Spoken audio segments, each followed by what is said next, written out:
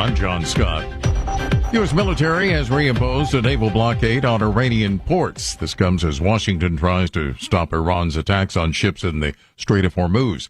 Days of retaliatory strikes across the Middle East by Iran and the U.S. attacks threaten to push the region back to all-out war. President Trump told Fox News Channel that more U.S. strikes against Iran coming over the next 2 days.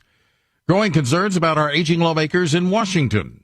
Correspondent Laura Wetters reports. The sudden death of South Carolina Senator Lindsey Graham is renewing focus on the country's aging lawmakers. Graham had just turned 71 just 2 days before he passed away. The senator appeared to be in good health and had played golf with President Trump and former South Carolina Congressman Trey Gowdy just days before he left for a trip to Ukraine. Meanwhile, Republican Senator Mitch McConnell, who was 84, was rushed to the hospital back on June 14th. McConnell says he fell at home and has been suffering from a mild case of pneumonia. He released a photo of himself and his wife. And President Trump, now 80, is the oldest person ever elected president. He was 78 at the time. Laura Winters reporting. 12 states suing to block Paramount's takeover of Warner Brothers Discovery. Bernie Bennett has more. They argued in a lawsuit Monday that the $81 billion merger would, quote, extinguish competition in Hollywood and lead to fewer choices for consumers across the U.S. The Office of California's Attorney General is leading the coalition. It alleges that the proposed merger would lead to higher prices, lower quality, and less content for movies and the television landscape. Paramount maintains that merging with Warner would be good for competition. The company says it will vigorously defend the transaction. Bernie Bennett reporting. And 5 of the biggest U.S. banks reporting record profits on Tuesday, beating even the most optimistic Wall Street expectations. J.P. Morgan Chase earned a record $16.9 billion in the quarter. More on these stories from townhall.com.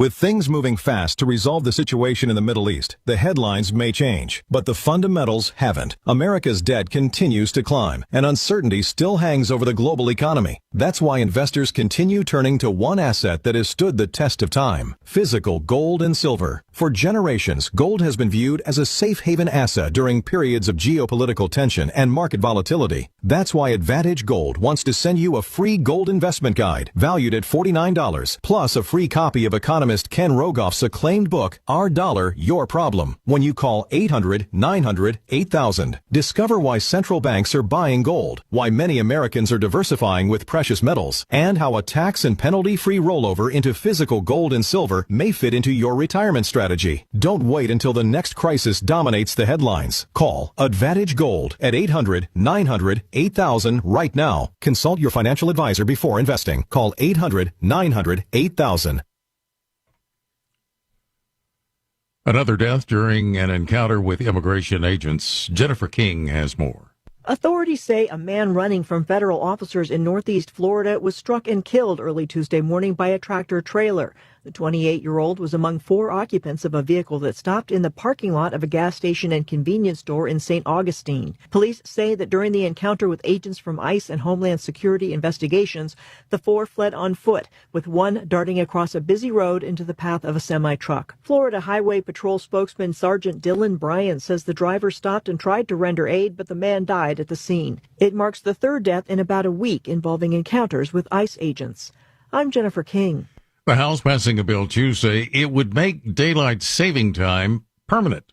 The Senate would also have to pass the bill before it could become law, but it's unclear if it will do so. News and analysis at townhall.com. A bipartisan group of senators have introduced a bill championed by Lindsey Graham that would impose sanctions on top Russian figures and heavy tariffs on the biggest buyers of Russian oil. Connecticut Democrat Richard Blumenthal says Graham was excited about the prospect of the Russian sanctions, but the bill finally becoming reality. Ukraine is turning the tide. We're meeting the moment with scorching sanctions legislation that will help to stop the flow of revenue to Putin's war machine from purchase of Russian oil and gas. And he was ecstatic about that progress. Blumenthal says the sanctions would target the top buyers of Russian oil. That would be China and India. Thai officials say 2 more people injured in a huge fire at a Bangkok music bar have died. That brings the death toll now to 32. More than 70 people were injured. 30 people remain hospitalized. More on these stories at townhall.com. Washington is wasting $500 million every year on a federal supervision system that doesn't work. Probation officers are overwhelmed. Resources are going to people who pose zero threat, while actual dangerous individuals slip through the cracks. The Safer Supervision Act stops the waste and refocuses every dollar on protecting families from harm. President Trump's own pollster found about 80% of Trump voters want this fixed. It's time for Congress to get this done. Stop the waste. Protect our communities. Visit safersupervision.com. Paid for by the Reform Action Fund. The Trump administration has brought positive changes when it comes to fixing our broken healthcare system. If we really want to make America healthy again, well, that starts at home. And that's where the Wellness Company comes in. You see and hear from the Wellness Company doctors all the time, and you know their products are the gold standard for keeping you and your family safe and healthy, giving you the opportunity to make sure you're prepared for whatever happens with their prescription medical kits. Additionally, the Wellness Company offers a variety of products, from parasite cleanses to methylene blue to weight loss and so much more. Make America healthy again starts at home. Do your part and protect the health of you and your family. Live a healthier, longer, and more satisfying life. Go to twc.health/Godzilla and order. That's twc.health/Godzilla. Use promo code Godzilla to save 10% today. The Cats and Cosby Show. It's the top news of the day. People are out there saying, oh, the Iranians are never going to live by it. But let me tell you something. President Trump is going to bomb them again if they screw around. Hopefully they live up to it. And if not, the pounding's coming. We're going to do it again and again and again. The Cats and Cosby Show, weekdays 5 Eastern, 4 Central on the stations of the John Fredericks Media Network. Trump is the toughest president we ever had. Well, he's definitely the best bomber. And they're off.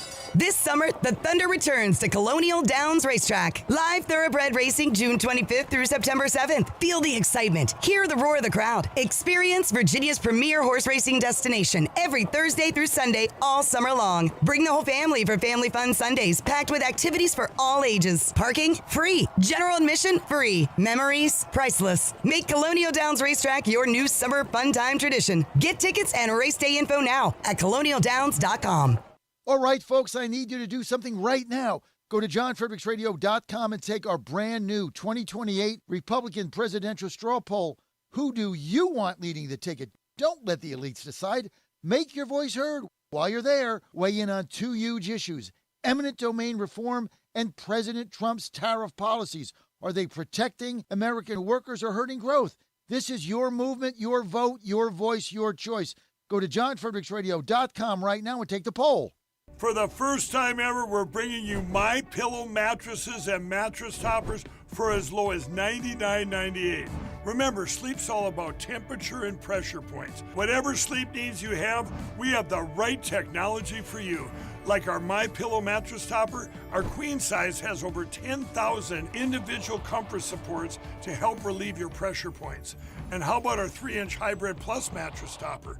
It's infused with copper and silver to help your body get the restorative sleep it needs. And our MyPillow and Case Coil mattresses, I personally helped develop these mattresses to make sure they have everything needed to give us great sleep. Plus, they're made right here in the USA, and they ship right to your front door, absolutely free. Go to MyPillow.com or call 800-854-0504 and use promo code Godzilla to get MyPillow mattresses and toppers for as low as $99.98 and free shipping.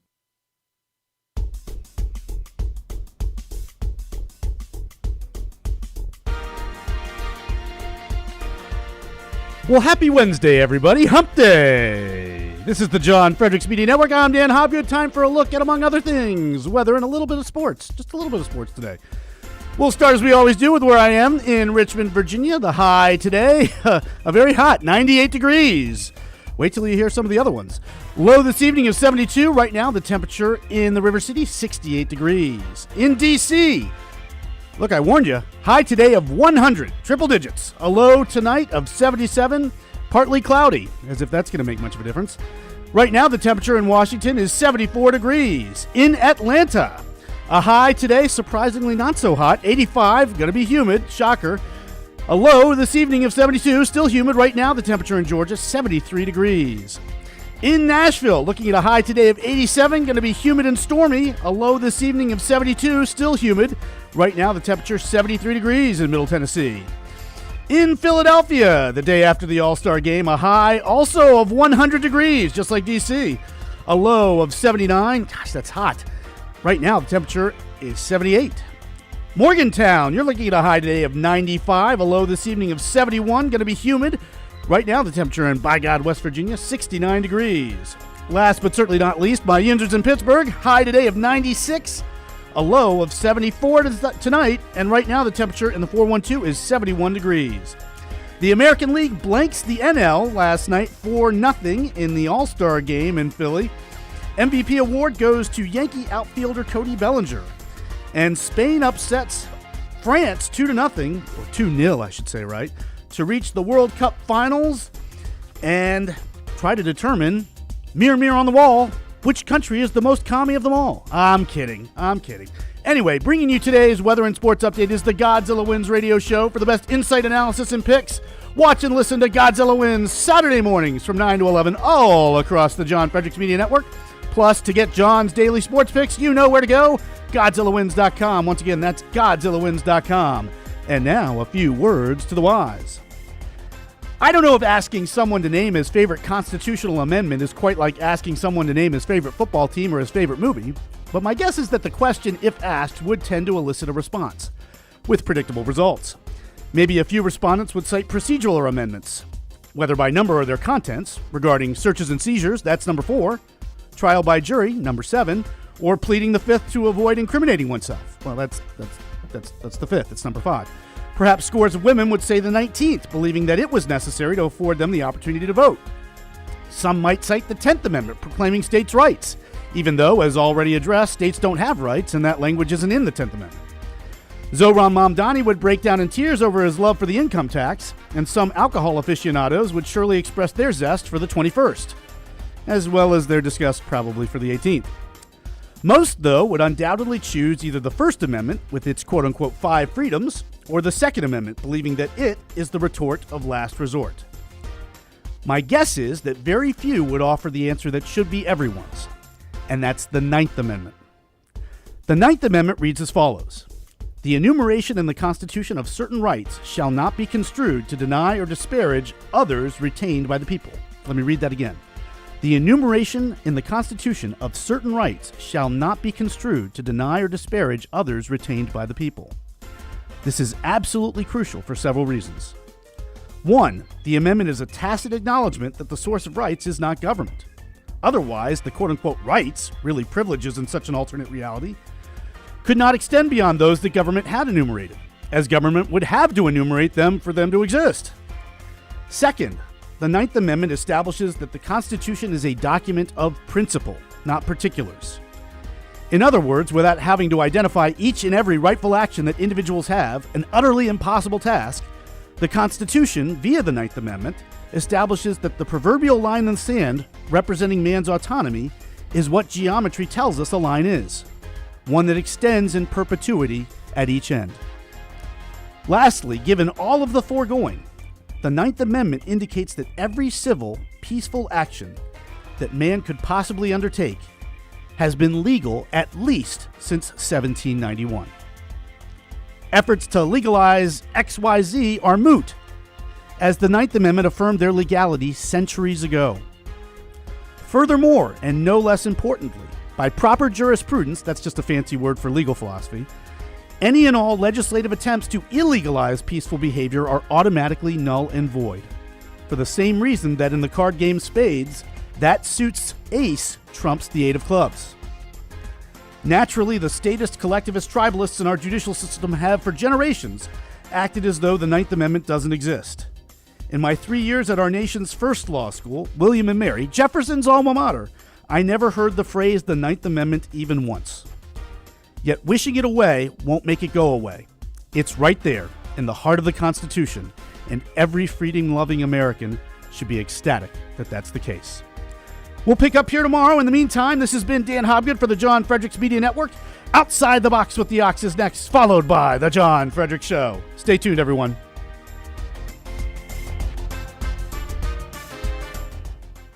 The The Democrat Socialists of America, DSA, just launched a new website. From it, quote, "Capitalism is a system designed by the owning class to exploit the rest of us for their own profit. We must replace it with Democrat socialism, a system where ordinary people have a real voice in our workplaces, neighborhoods, and society," close quote. Platform planks from their previous website yesterday included free college, room, and board for everyone. Don't cost nothing. No enforceable borders, voting allowed by anyone regardless of nationality or citizenship, no more military presence in foreign lands, free health care, period, no insurance premiums, fees, or copays, free K-12 education and pre-K childcare. All this for everyone regardless of means. All things the Green New Deal, and a mandated 32-hour maximum work week, freeing up our time to protest ICE, shut down freeways and mobs, or knock over liquor stores every time a black man is arrested by police. Remain calm. All is well.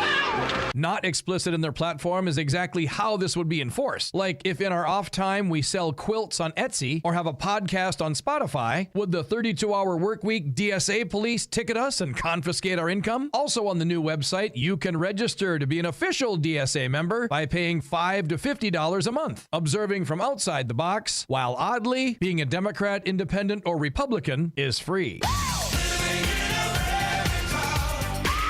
Here outside the box with the Ox in the Eastern Time Zone and now in West Virginia on the John Fredericks Media Network. John Fredericks. It is the most egregious thing I've seen in a lifetime. President Trump. The whole thing is ridiculous. When politics start getting wild. They want to have every single thing that you don't want. Raise taxes, men and women's sports. They're going to open up their border. Trump hits the speed dial. Thank you for calling in on such short notice. You came first, John. Wake up with the John Fredericks Show weekday morning, 6 Eastern, 5 Central on JFMN.TV, the massive J-Fred radio network, and all across the social. You came first, John. Thank you very much, and you do a great job. Right now, download the new WV Sports Nation app from the Apple Store or Google Play and get the entire Mountaineer sports world in the palm of your hand. Right now, get notified when new stories drop about your favorite Mountaineers teams and athletes. Download the WV Sports Nation app right now. Get updates on next level Mountaineers like Weatherholt and Joe Mazzulla. All that and more right in your pocket right now. Download the new WV Sports Nation app from the Apple Store or Google Play. Download the app right now.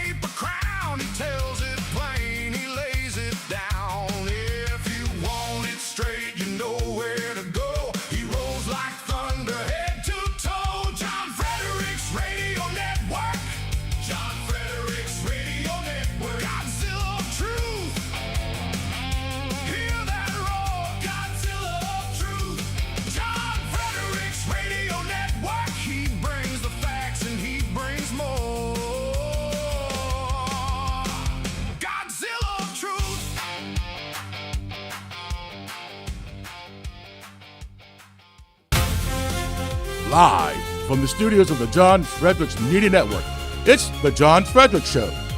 Grab yourself a cup of 1775 coffee, sit back, and get ready for the best 4 hours of talk in the universe. To be part of the show, just call our toll-free number, 888-480-5646. And now, here's the Godzilla of Truth, the Oracle of the Deplorables, the man who always says to lace them up and lace them tight, John Fredericks.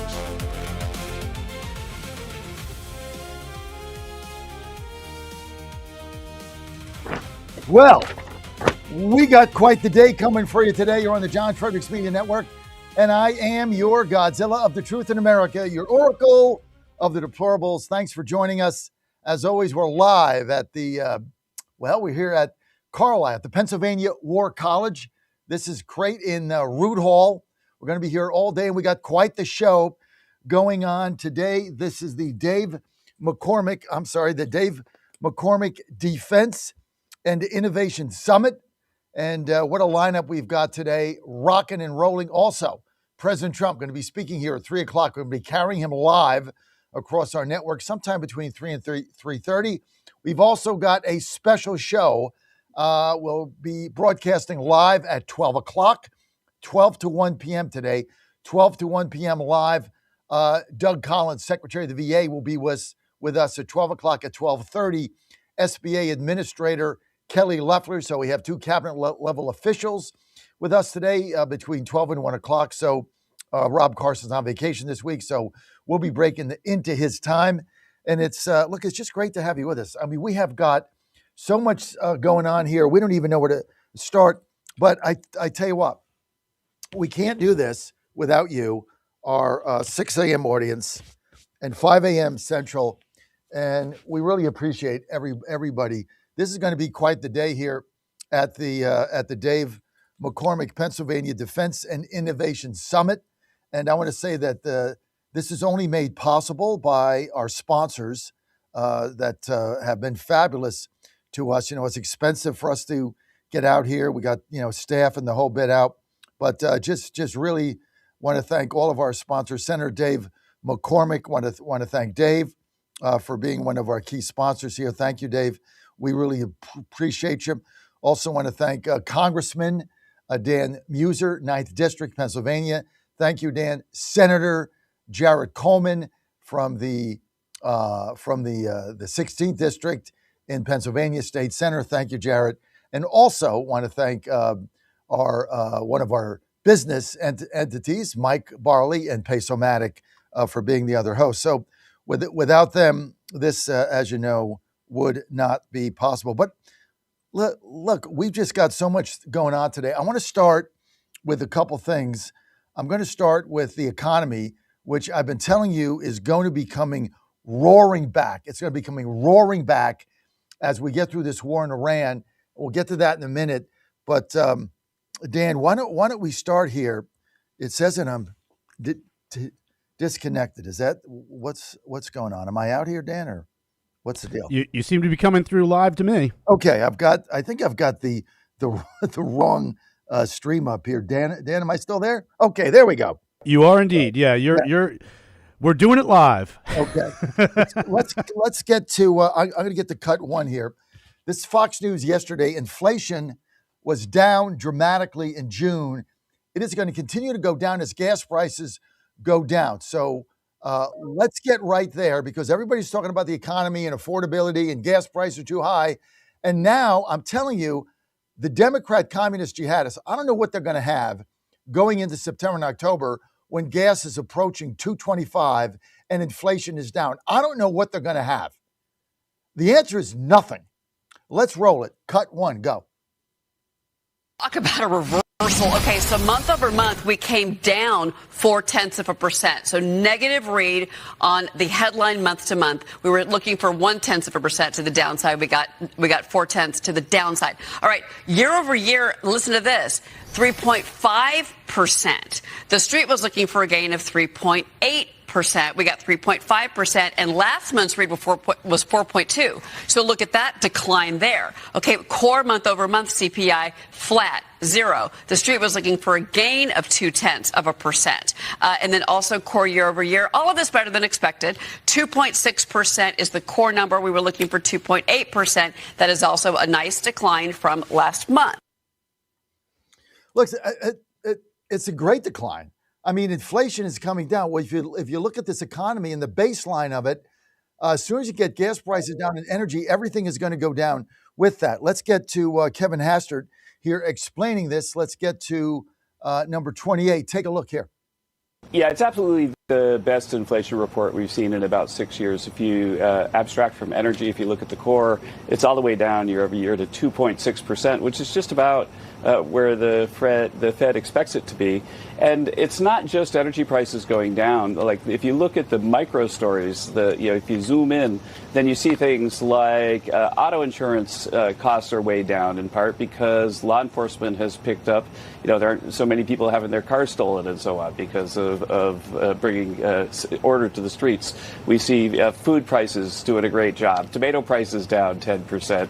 Across the board, drug prices, the biggest decline in drug prices ever, all the way back to World War II, because of President Trump's policies to make the America the most favored nation. And so it's sure energy prices have come down a lot, but everything else is going down too. And I think that's why, if you look at Bloomberg, they surveyed 67 economists, and 67 economists got it wrong because they didn't understand that it wasn't just about energy. It's about all these other things that President Trump is doing to cut costs. I mean, what are the Democrats going to have? And this is not the Democratic Party we're fighting, right? With, let's just get some more legislation and get, food stamps increased. These are Marxist jihadists that are taking over the Democratic Party lock, stock, and barrel. And they're running on one thing: affordability. You can't afford rent. You can't afford food. You can't afford gas. When those goes down and those go away, they have absolutely nothing to run on. Nothing. This is why I'm so bullish about us winning the midterms. And I still believe with those 10 seats we gained, and I believe we're going to hold all of our seats in Pennsylvania. I really believe that. We got 4 at risk. We hold those, we're going to have a slim majority again. And there's no way they're going to win the Senate because Collins is a done deal, right? They're going to pick up 1 seat, and that's in North Carolina. I believe right now Cooper's ahead pretty significantly. Whatley's still got a shot, but Cooper's ahead. Could change, but we're going to win Michigan because they're going to nominate this guy, Al Syed, who's a jihadist, Marxist that hates America. Michigan is not going to vote for this guy. So we're going to flip it with Rogers. So I see no change. I mean, we can actually gain seats if we can beat Cooper in North Carolina, which is now a red state. So all of that coming into play. And that's why I'm so bullish going forward. I'm so optimistic every day. And I keep telling you, listening to the naysayers, listening to the clickbaiters, listening to the click whores out there, right? They get clicks by telling you everything is bad. We're going to get beat. We're going to lose 30 seats. The numbers are not there.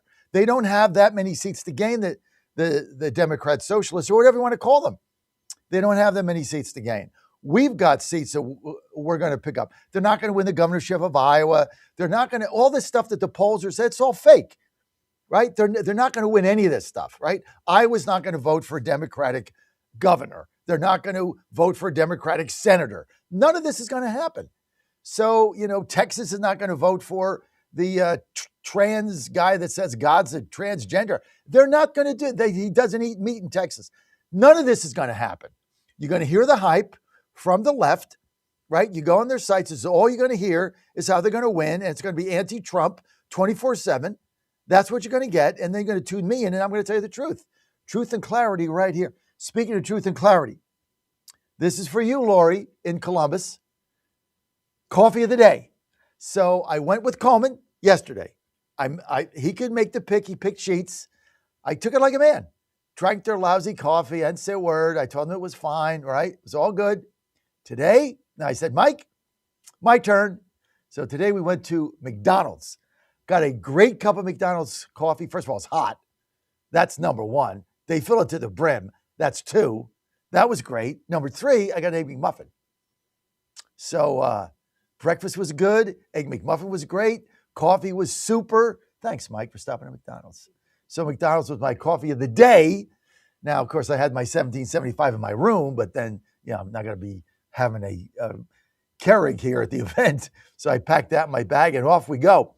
But, oh yeah, see, Coleman doesn't believe that. People have been on my bus. I pack a mini Keurig, and I pack my 1775 coffee, and I pack half and half in a little ice thing, chilled, and they put it in the refrigerator at the hotel. I mean, it's about quality of life, folks. Quality of life. Why would I waste a day drinking crappy coffee when I can have my own? And I just take it out, hook it up, put in the plug, right? It's nice and clean. Also, I have fresh water, Got my half and half there, my little mini cooler thing with the little ice things in it. Packed that in my suitcase. Got my 1775. I'm good. Quality of life, right? Yes, you can go to the Exxon station and get the coffee and the pasta been sitting there for 7 hours that somebody made at 2 a.m. You can do that, or you can enjoy life, right, Mike? Hey, Mike, when you travel with me, do we enjoy life or what, Mike? Yes, we do. Mike says we enjoy life. Last night, where did we eat dinner? Longhorns, right? Had a nice steak, right? Glass of wine, all good, right? Quality of life. That's why I urge you, 1775coffee.com. Get some now. It's the best coffee you're ever going to have. Why? Beans are roasted fresh daily from Bolivia. Simple. There's no magic here, and it's affordable. All you got to do, folks, to improve your life. And, I got them telling me, nobody in the 6 o'clock hour is buying your coffee. How do you know that's the 6 o'clock hour? Because that's when you advertise it. I'm like, well, that's unfortunate. So right now, go order some 1775 coffee. It's a win-win. Help me, help you, help them, help everybody. Help the world. Be happy. Quality of life. Go to 1775coffee.com. Promo code Godzilla. 10% off. Best thing you're ever going to do. You get medium, you get dark roast, you get beans, you get grounds, you get it all. All right there. 1775coffee.com. Promo code Godzilla. 10% off. And you can thank me later when it's so good, right? That's all you have to do. Okay, let's get to, we just got to Kevin Hastert on 28. Am I out of time already? Oh my goodness. That really flew by. All right, we're going to fix the light here because we got this little thing shining in the back of us. So we're going to fix that there in a minute. You're on the John Fredericks Media Network, live at the Pennsylvania Defense and Innovation Summit. We're live here in Carlisle, Pennsylvania at the Army War College. We're going to be right back with your calls. 888-480-JOHN. Great day today. Great lineup. Let's roll. See that?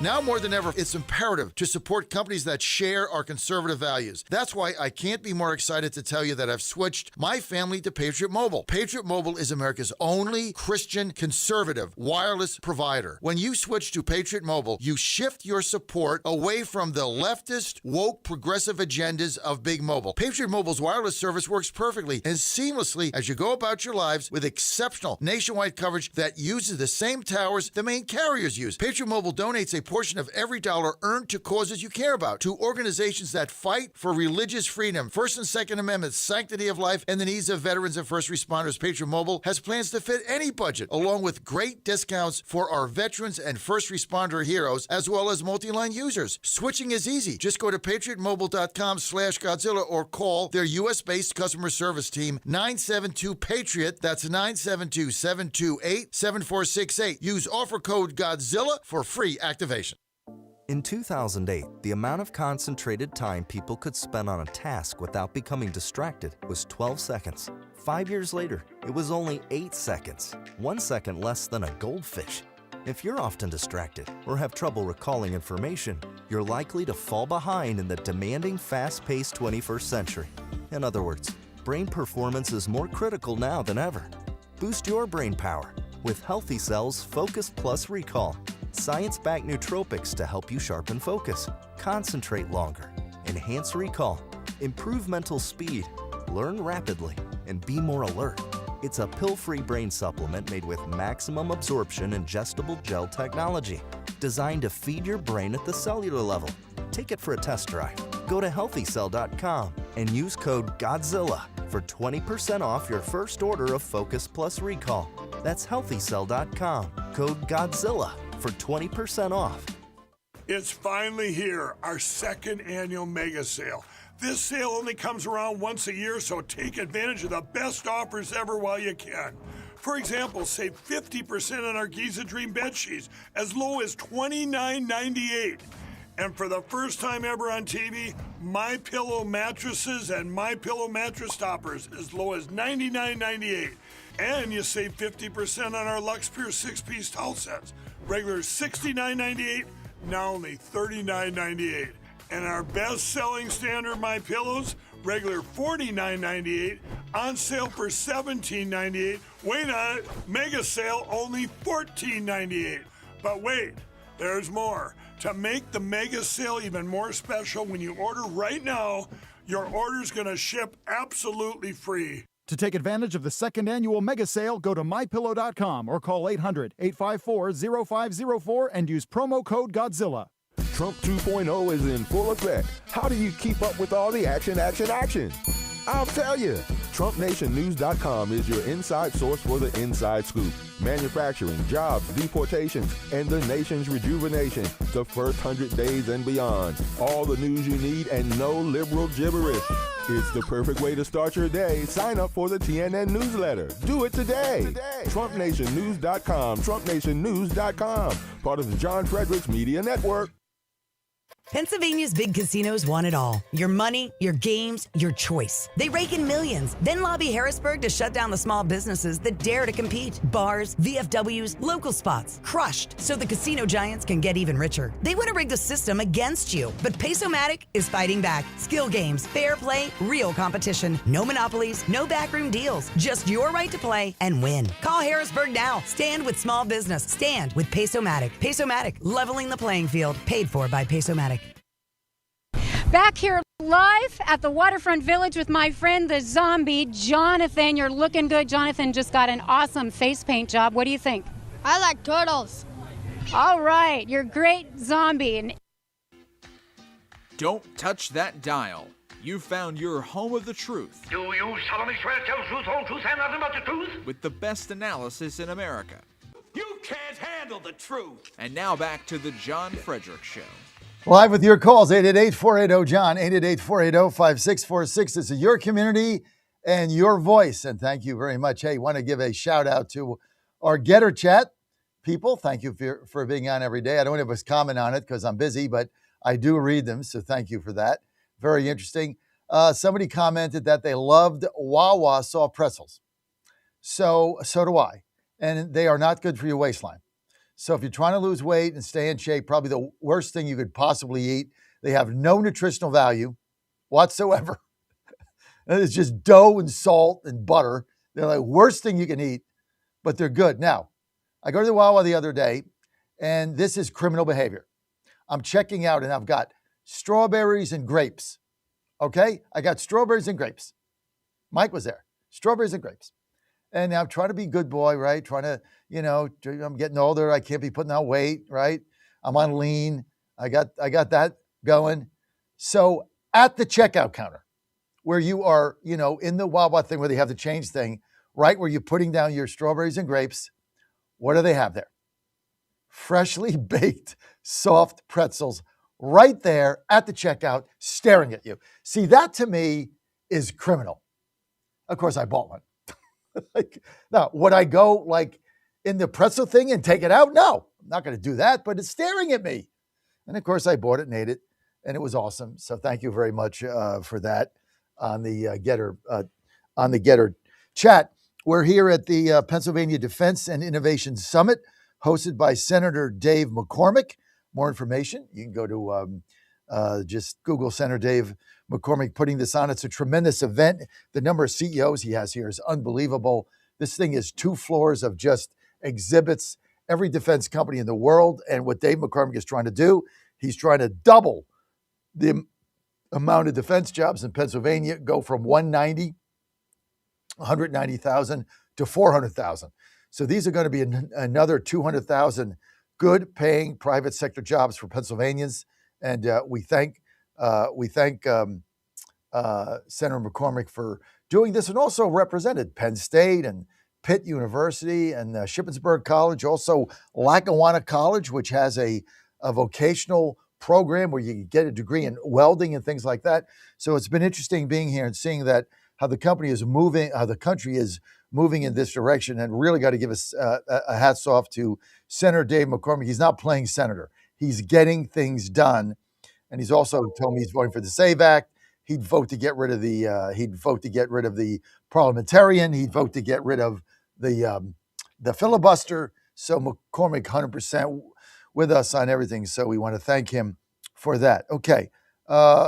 Let's get to a couple other clips I want to get here. Let's get to cut 3. Take a look at this and tell me what you think. Roll it, Dan. There are elements in the country, in the government, that are desperate to make a deal with the United States. And we entered into an agreement that the Iranians violated. They attacked commercial shipping through the strait, and President Trump made clear, you do not cross the United States, you do not violate an agreement with the United States, you do not break your word with President Trump or America, and you attack shipping in violation of that agreement, and you will pay a hellish price. And that is what has happened. President Trump has finally, after years, 47 years of American presidents of both parties, allowing this country and its leadership to bully, threaten, maim, murder, kill, spill rivers of innocent blood, and then ultimately threaten the world with the development of a nuclear weapon. This president alone had the courage and the strength to decapitate their ability to wage global jihad against innocents. And let's be very clear. They expected, because it's what they're used to, dealing with other Americans, that they could get away with breaking their word or breaking their agreement and that America would look the other way. But they made one vital mistake, Sean. They forgot that Donald Trump is the president of the United States. One way or another, whether it be through bombing, whether it be through the blockade, whether it be through economic strangulation, whether it be through global pressure brought to bear, any or all of these things, one way or another, this country, this regime, will ultimately be forced to change its ways. It's going to happen, Sean, and President Trump has the strength and the fortitude to see it through to its conclusion. Listen, no more deals. I mean, yesterday the president is again saying, well, we're going to see if we can make a deal. There are no deals to be made. So I think the frustration of the American people revolves around that. Another threat about I'm going to bomb this and bomb that. We're done with the threats. Cut them off. No shipping gets in, no shipping gets out of Iranian oil or Iranian anything. Nothing. Zero. Nothing goes to China. Nothing goes anywhere. That's number one. Number two, you got to keep the strait open. First, he's going to charge a fee. Then everybody got upset. He backed off that. Now he says, well, we're going to get all this money invested and create jobs. Okay, fine. Right? No fee. Going to get investment. I'll see it when I believe it. I get it.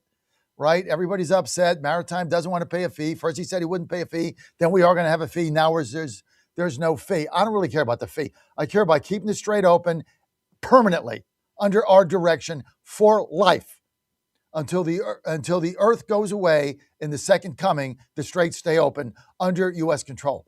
And bomb them. I think another threat that you're going to bomb the bridges, bomb this, bomb them. It's getting old. I'm being candid here, okay? I believe the president is doing the right thing in Iran. I believe that from day one. I don't think you're going to make a deal. You're never going to make a deal. I'm tired of hearing about they want to make a deal. They make a deal, it doesn't matter. The next day they break it.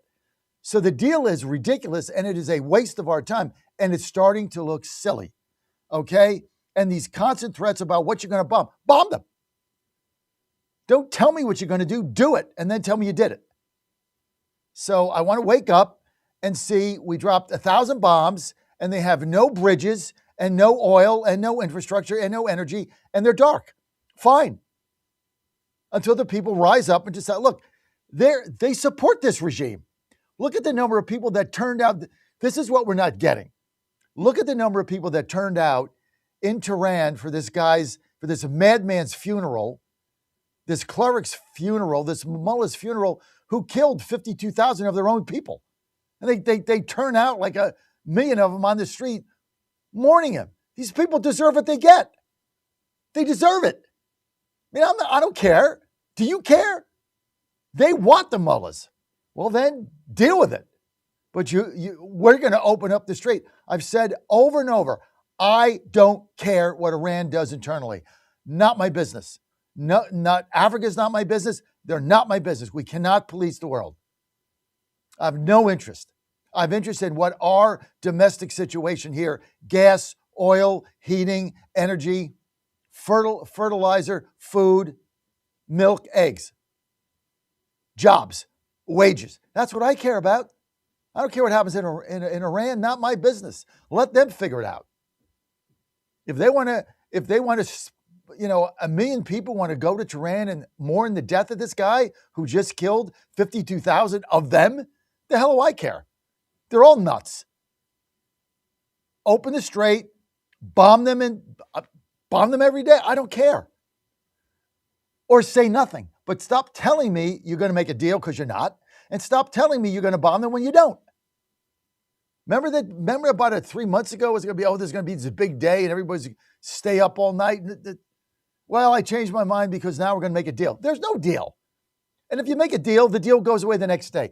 So what's the point? Nothing. Here's Stephen Miller again on, let's get to number 6. Take a look here. Oh, hey, John, I think that's just a repeat of cut. Okay, let's get to, I'm sorry. I was a little mixed up today. We're a little discombobulated. Let's get to cut 13. Roll with that. We have seen extensive U.S. strikes against Iran for 3 consecutive nights now. This comes after the Iranians attacked vessels in the Strait of Hormuz. How would you describe what is happening at this moment? Has the war resumed? Well, I guess you could define it any way you want, but certainly we're beating them up really badly. They have to be beat up. We're hitting them very, very hard. We're hitting every single thing that they have along the shore, along the waterfront. You know, if you look at the Strait of Hormuz, it's now, we're finding it hard to find where they have anything. We have to stop it. We have to keep it open. I was going to charge a fee, but instead they'd rather spend a lot of money in the United States, which frankly is better because I don't like the idea of a fee. It's got to remain free because otherwise others will do the same thing. But I think we've made tremendous progress. So your objective? Well, what's the only progress I'm interested in is are you keeping the strait open? That's it. Tremendous progress where? There's no progress if you don't keep the strait open. Keep the strait open, get the ships flowing, and if they attack the ships, bomb them, and bomb them anyway. But stop telling me you're going to bomb them, and then you don't bomb them. This is where people are getting frustrated. I'm telling you, like I told you, inflation would go down and gas would go down and we were going to midterms.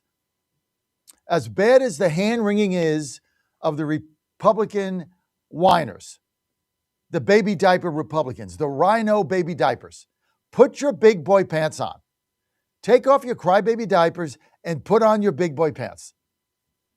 Because if Trump gets this right in Iran, he's going to be rewarded in October and November at the polls.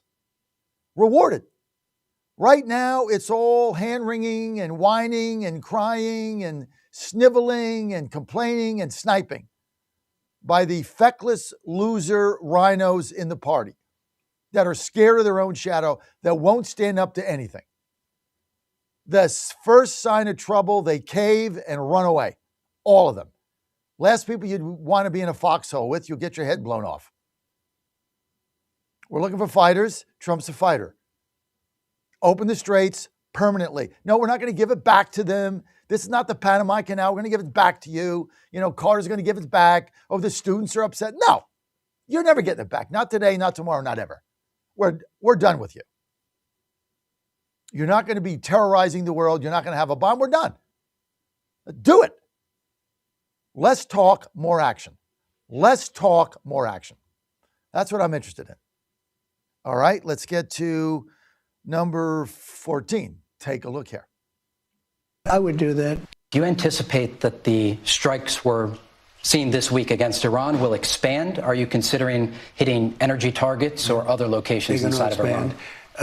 I'll save the energy targets for last, but ultimately we'll hit energy targets, yeah. But we're going to hit them very hard tonight. We're going to hit them very hard tomorrow night. We're going to hit them very hard the night after. And then next week it gets really bad for them because next week comes the Power plants, next week comes the bridges. We're going to knock out all their power plants. We're going to knock out all their bridges unless they get to the table and negotiate. They're not going to negotiate. What negotiate what? What are they going to what are they going to negotiate? Here's where I don't understand the strategy. Somebody call me and tell me, what are they going to negotiate? We've been through negotiations for 3 months. We had an MOU. Took them a week. They broke it. What negotiate what? Their unconditional surrender? What are you negotiating? Yeah, we're going to do this. We're going to do that. We're going to do this. We're going to do that. We're going to do this. We're going to do that. You do nothing. Open the straits. We're going to bomb their energy. I mean, why are we even tipping our hand here? Like, I don't get this now. I get the overall end game. I don't get the fact that how are we getting there? You know, by having interviews talking about what we're going to do that we never do. Do it. Or stop talking about it, or say nothing. Better off saying nothing. This constant, they want to make a deal. They want to make a deal. We're going to get a deal. We're negotiating. Negotiating anything. 19, go. So when I put that out yesterday, because we've been doing that for many, many years, it was never fair to me that we would be guarding the strait when we basically don't take anything. We don't need the oil at all. And it wasn't important for us, but it was important for allies. It was important for people that we get along with very well, including the major Gulf state countries. So I put it out yesterday. I thought it was good. I was called by different people, different countries, kings and emirs and all of the people that we all know and we all love. And they've been very strong partners. And they said, we'd love to do it a different way. We'd love to invest in the United States with billions and billions of dollars and continue our record setting, because there's never been a time like this with the United States, with the factories, with the plants, with everything else. And we would like to invest tremendously in the United States as opposed to charging a fee. And I like that, actually, because I don't think anybody should be able to charge a fee for the strait or for any other straight relationship in terms of other sections of the world. I don't think anybody should be really in that position. But we were doing it as a reimbursement. The Gulf states are going to invest a tremendous amount of money into the United States, and that was very satisfactory to me. I mean, look, fine. Show me the money. Show me the money. First of all, here's the thing. We say, well, there's going to be a 20% fee. We spend a day defending it, and then he says, well, there's no fee. There should be a fee. Well, what did we spend a day defending that? I mean, we have to get something. I mean, we're not the guardians of the earth. I mean, these straits are open so the oil can flow to China, and now we're paying for that.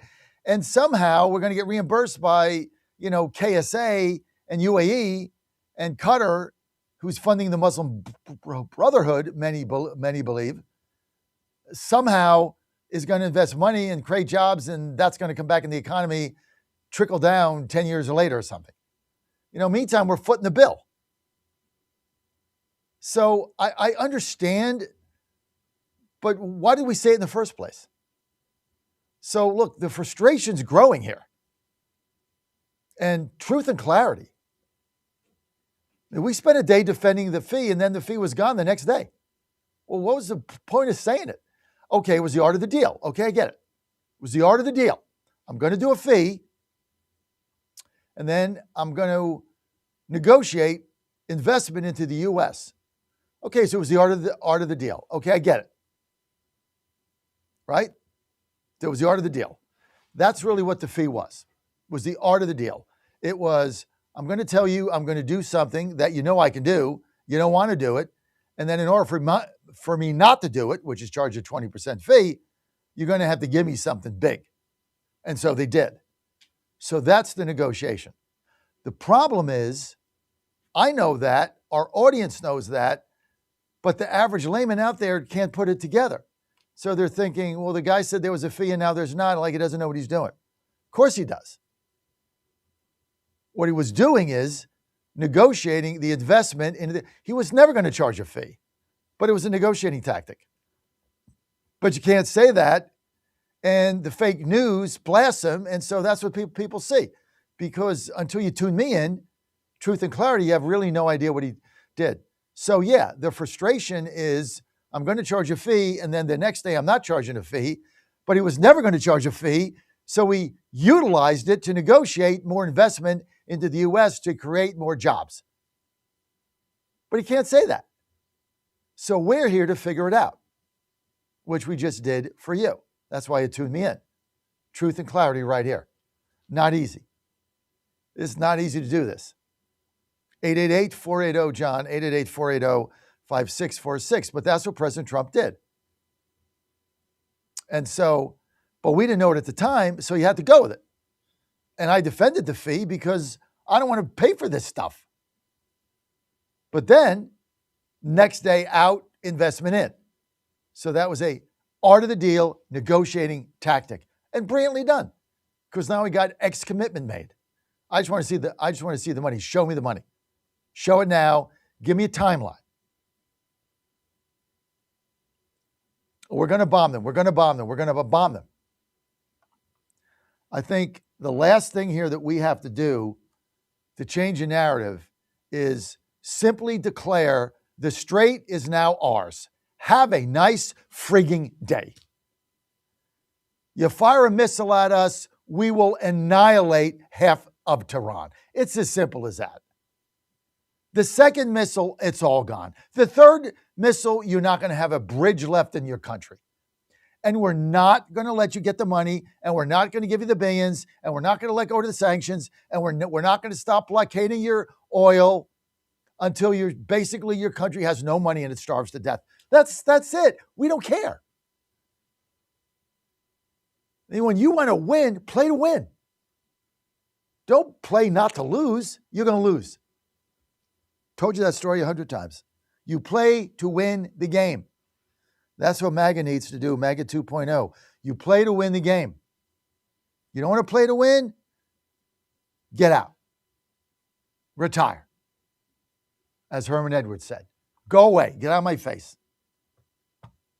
Truth and clarity right here. You're on the John Fredericks Media Network. Paul, Georgia, line 1, go. Nice. Hey, John, thanks for taking my call. John, you know I love Trump, and I think he's doing great. I think he's talking too much, just like you said. He's overexposed. And I don't see what's wrong with the way the situation is right now. Everybody wants a quick solution, wants this to end immediately. I don't see it that way. I just see, just sit tight, and every day that we keep pounding on the door, eventually the door is going to open. The door is going to break down, and we're going to. There's a lot of internal fighting in the country of Iran. You got to let that just play out. But this latest thing that Trump did, I read between the lines a little differently than you did. I think Trump got called out on this one. He said, 20%. And then the Kings called him up and said, really, 20%? Well, you know that $1 trillion I was investing in the U.S., it's only $500 billion now. And Trump said, oh, okay, I'll back off. So I back to what you said earlier, John, just stop talking. Stop trying to convince these stupid Democrat liberal media. Be quiet. He's overexposed, and let this play out. Let this play out. Supposedly we killed another 5 of their leaders. Every day, every week, we kill more of these leaders, these bad guys that won't come to the table, and hopefully the other half of the country that will negotiate, that will do the right thing, will become, more powerful, and we could make a deal with them. I agree 100%. Overexposed. Let's talk about the SAVE Act. Let's talk about that. Let's stop talking about Iran. And let's stop doing these interviews with the libtard media. That's all he does. And you're right. You're never going to convince him. Just let it play out. Right? Now, the art of the deal might have been what you said, or it might have been the way I said. Either way, let's get the investment in. Let's keep the straits open. Let's own it. But let's stop talking about deals and what we're going to do if there's not a deal, because it's getting ridiculous, to be quite candid. You're going to bomb them? Bomb. Stop talking. Bomb them. Or just stop talking. I'm good with that too. I'm good either way. But stop telling me you're going to make a deal, because the deal's irrelevant, because they'll break it the next 15 minutes. So what good is it? Waste of my time. Thank you, Paul in Georgia. Good call. Coming up next, well, we go to Liberty University, and our good friend Phil Klein is next. Wednesday, hitting an Iranian army barracks. Missile alert warnings went out in Bahrain and Kuwait as they faced incoming Iranian fire, something that's been a daily occurrence, further straining a ceasefire in the war.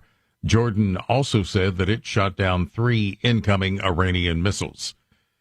Supreme Court Justices Amy Coney Barrett and Elena Kagan have told lawmakers that a sharp increase in threats targeting justices is encroaching on their personal and family lives. Testifying before a House Appropriations Subcommittee, they say judges and lawmakers alike are facing more threats and are seeking millions of dollars to enhance security. And those statistics sound abstract, but being on the receiving end of them is not. So I thought I would just share a little bit about how the threats have affected me and my family personally. They have required me to, my children, to think about and see things that children should not have to see or think about. One example is when threats to my life were particularly intense a few years ago around the time of the Dobbs leak. That is Justice Barrett. Justice Kagan says it's getting critical. The Capitol Police Chief recently testified that threats against Congress are up 50% this year. The Supreme Court police expect a smaller but still very substantial 38% annual increase in threats this year, which follows a 25% increase last year. For some of us, those threats have come very close, and all of us live with the knowledge that they may again materialize. A somber ceremony Tuesday as the sister of the late South Carolina Senator Lindsey Graham was sworn in to fill his seat 3 days after his death. Darlene Graham will fill the remaining 6 months of that term. More on these stories from townhall.com. How many times are you going to walk into that outdated bathroom and think, I really need a bathroom makeover? Stop putting it off and transform your bathroom and your life in as little as 1 day with a beautiful, affordable shower makeover from Jacuzzi Bath Remodel. Choose from custom designs tailored to your budget and style, including safety-focused features for beauty and peace of mind. I've had a great experience from start to finish. The crew that came in, they were so professional. This looks like a marble, beautiful, new shower, and it was done all in 1 day. Right now, we're waiving all installation costs, plus offering no interest and no payments for up to 1 year. Call now to schedule your free design consultation and quote. Call 800-384-3371. That's 800-384-3371. 800-384-3371. With purchase and installation, financing through third-party lenders, subject to credit approval. No interest and no payments if paid in full within 12 months. Charge from purchase date if not paid in full. Not all will qualify. Call dealer for details. Stocks were up Tuesday after data showed slowing inflation, even as shares of IBM stock went south. Stocks rose on Wall Street after a report showed that inflation wasn't as bad as expected last month. The gains came even though oil prices continued to climb on worries that the U.S. and Iran may return to all-out war. The S&P 500 rose 0.4% Tuesday. The Dow added 9 points, that's less than 0.1%. The Nasdaq Composite rose 0.9%. Treasury yields fell in the bond market following the better-than-expected report on inflation.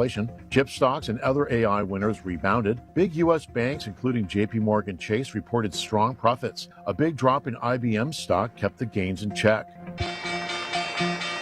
Seth Sutel, New York. A U.S.-Russian space crew has arrived at the International Space Station for an 8-month mission. This is highlighting cooperation despite tension between the two countries. News at townhall.com. A prominent elderly American has been shot and killed in the Philippines. Authorities not for certain what the motive may have been in this case. Officials do say that an investigation is now underway. We have the update from correspondent Lisa Dwyer. An American marine biologist was shot and killed by 3 men who barged into his house in the central Philippines over the weekend. 73-year-old Kent Carpenter was at home with his companion Sunday night when 3 men with covered faces forced their way in. Carpenter's companion says one drew a gun and shot Carpenter, killing him instantly. They fled with a laptop, cash, and a backpack. Silliman University says Carpenter was an exceptional scientist who had collaborated with the university on marine research work and studies since 1976. Police are trying to determine a motive for the killing. I'm Lisa Dwyer. More on these stories at townhall.com. Van Hillary has fought for America before, and he's ready to do it again. As an Air Force navigator in Desert Storm, Van's mission was simple: chart the course, stay on mission. When he came home to Tennessee, he won an election nobody thought a Republican could win. Then he did it again and again. For almost a decade, America First conservative Van Hillary has fought the radical left, stood with President Trump, and never folded, securing our border, cutting taxes, and bringing jobs to Tennessee. Radical Democrats are trying to hijack our country. President Trump needs a conservative fighter who knows how to win. I'll keep fighting to help President Trump finish what he started, keeping our border secure, growing our economy, and destroying the woke agenda. I'm Van Hillary, and I approve this message because I'm standing with President Trump to get America back on mission. America First conservative Van Hillary. He's never folded, and he never will. Paid for by Van for Tennessee. Ponder this. All of God's children, you and I, have been created in God's own image. It's hard to fathom, isn't it? One thing we do know about God is that He's perfectly free. So He created us perfectly free to follow Him and free to deny Him. We have the choice. Our choice, however, has eternal consequences. It is the biggest decision in your life. I'm sure that most of you, if not all of you, want the final elevator ride to go up, not down. How we live on this earth determines our eternal destination, up or down, heaven or hell, and yes, hell is real. God has rules for us to follow in order to be admitted into His heavenly home. Just like the rules you may have for people to enter your home, maybe you do not allow smoking or profane language, God too has rules. There are 10 of them. We are called to obey His rules, not to change them, adapt them, or ignore them. The 10 Commandments guide our entry into eternal life. We must obey His rules in order to enter His heavenly home. I'm Susie Kelly, and I am passionately Catholic.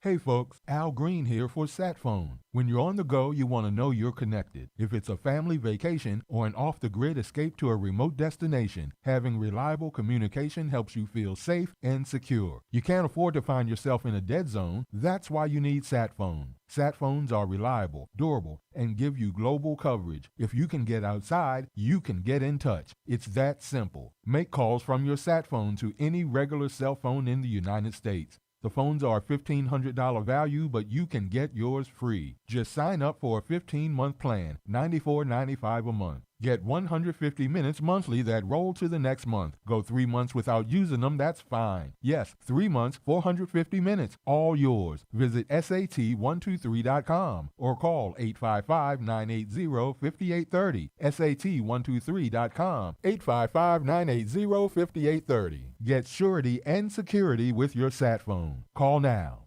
And they're off. This summer, the Thunder returns to Colonial Downs Racetrack. Live thoroughbred racing June 25th through September 7th. Feel the excitement. Hear the roar of the crowd. Experience Virginia's premier horse racing destination every Thursday through Sunday all summer long. Bring the whole family for Family Fun Sundays, packed with activities for all ages. Parking? Free. General admission? Free. Memories? Priceless. Make Colonial Downs Racetrack your new summer fun time tradition. Get tickets and race day info now at colonialdowns.com.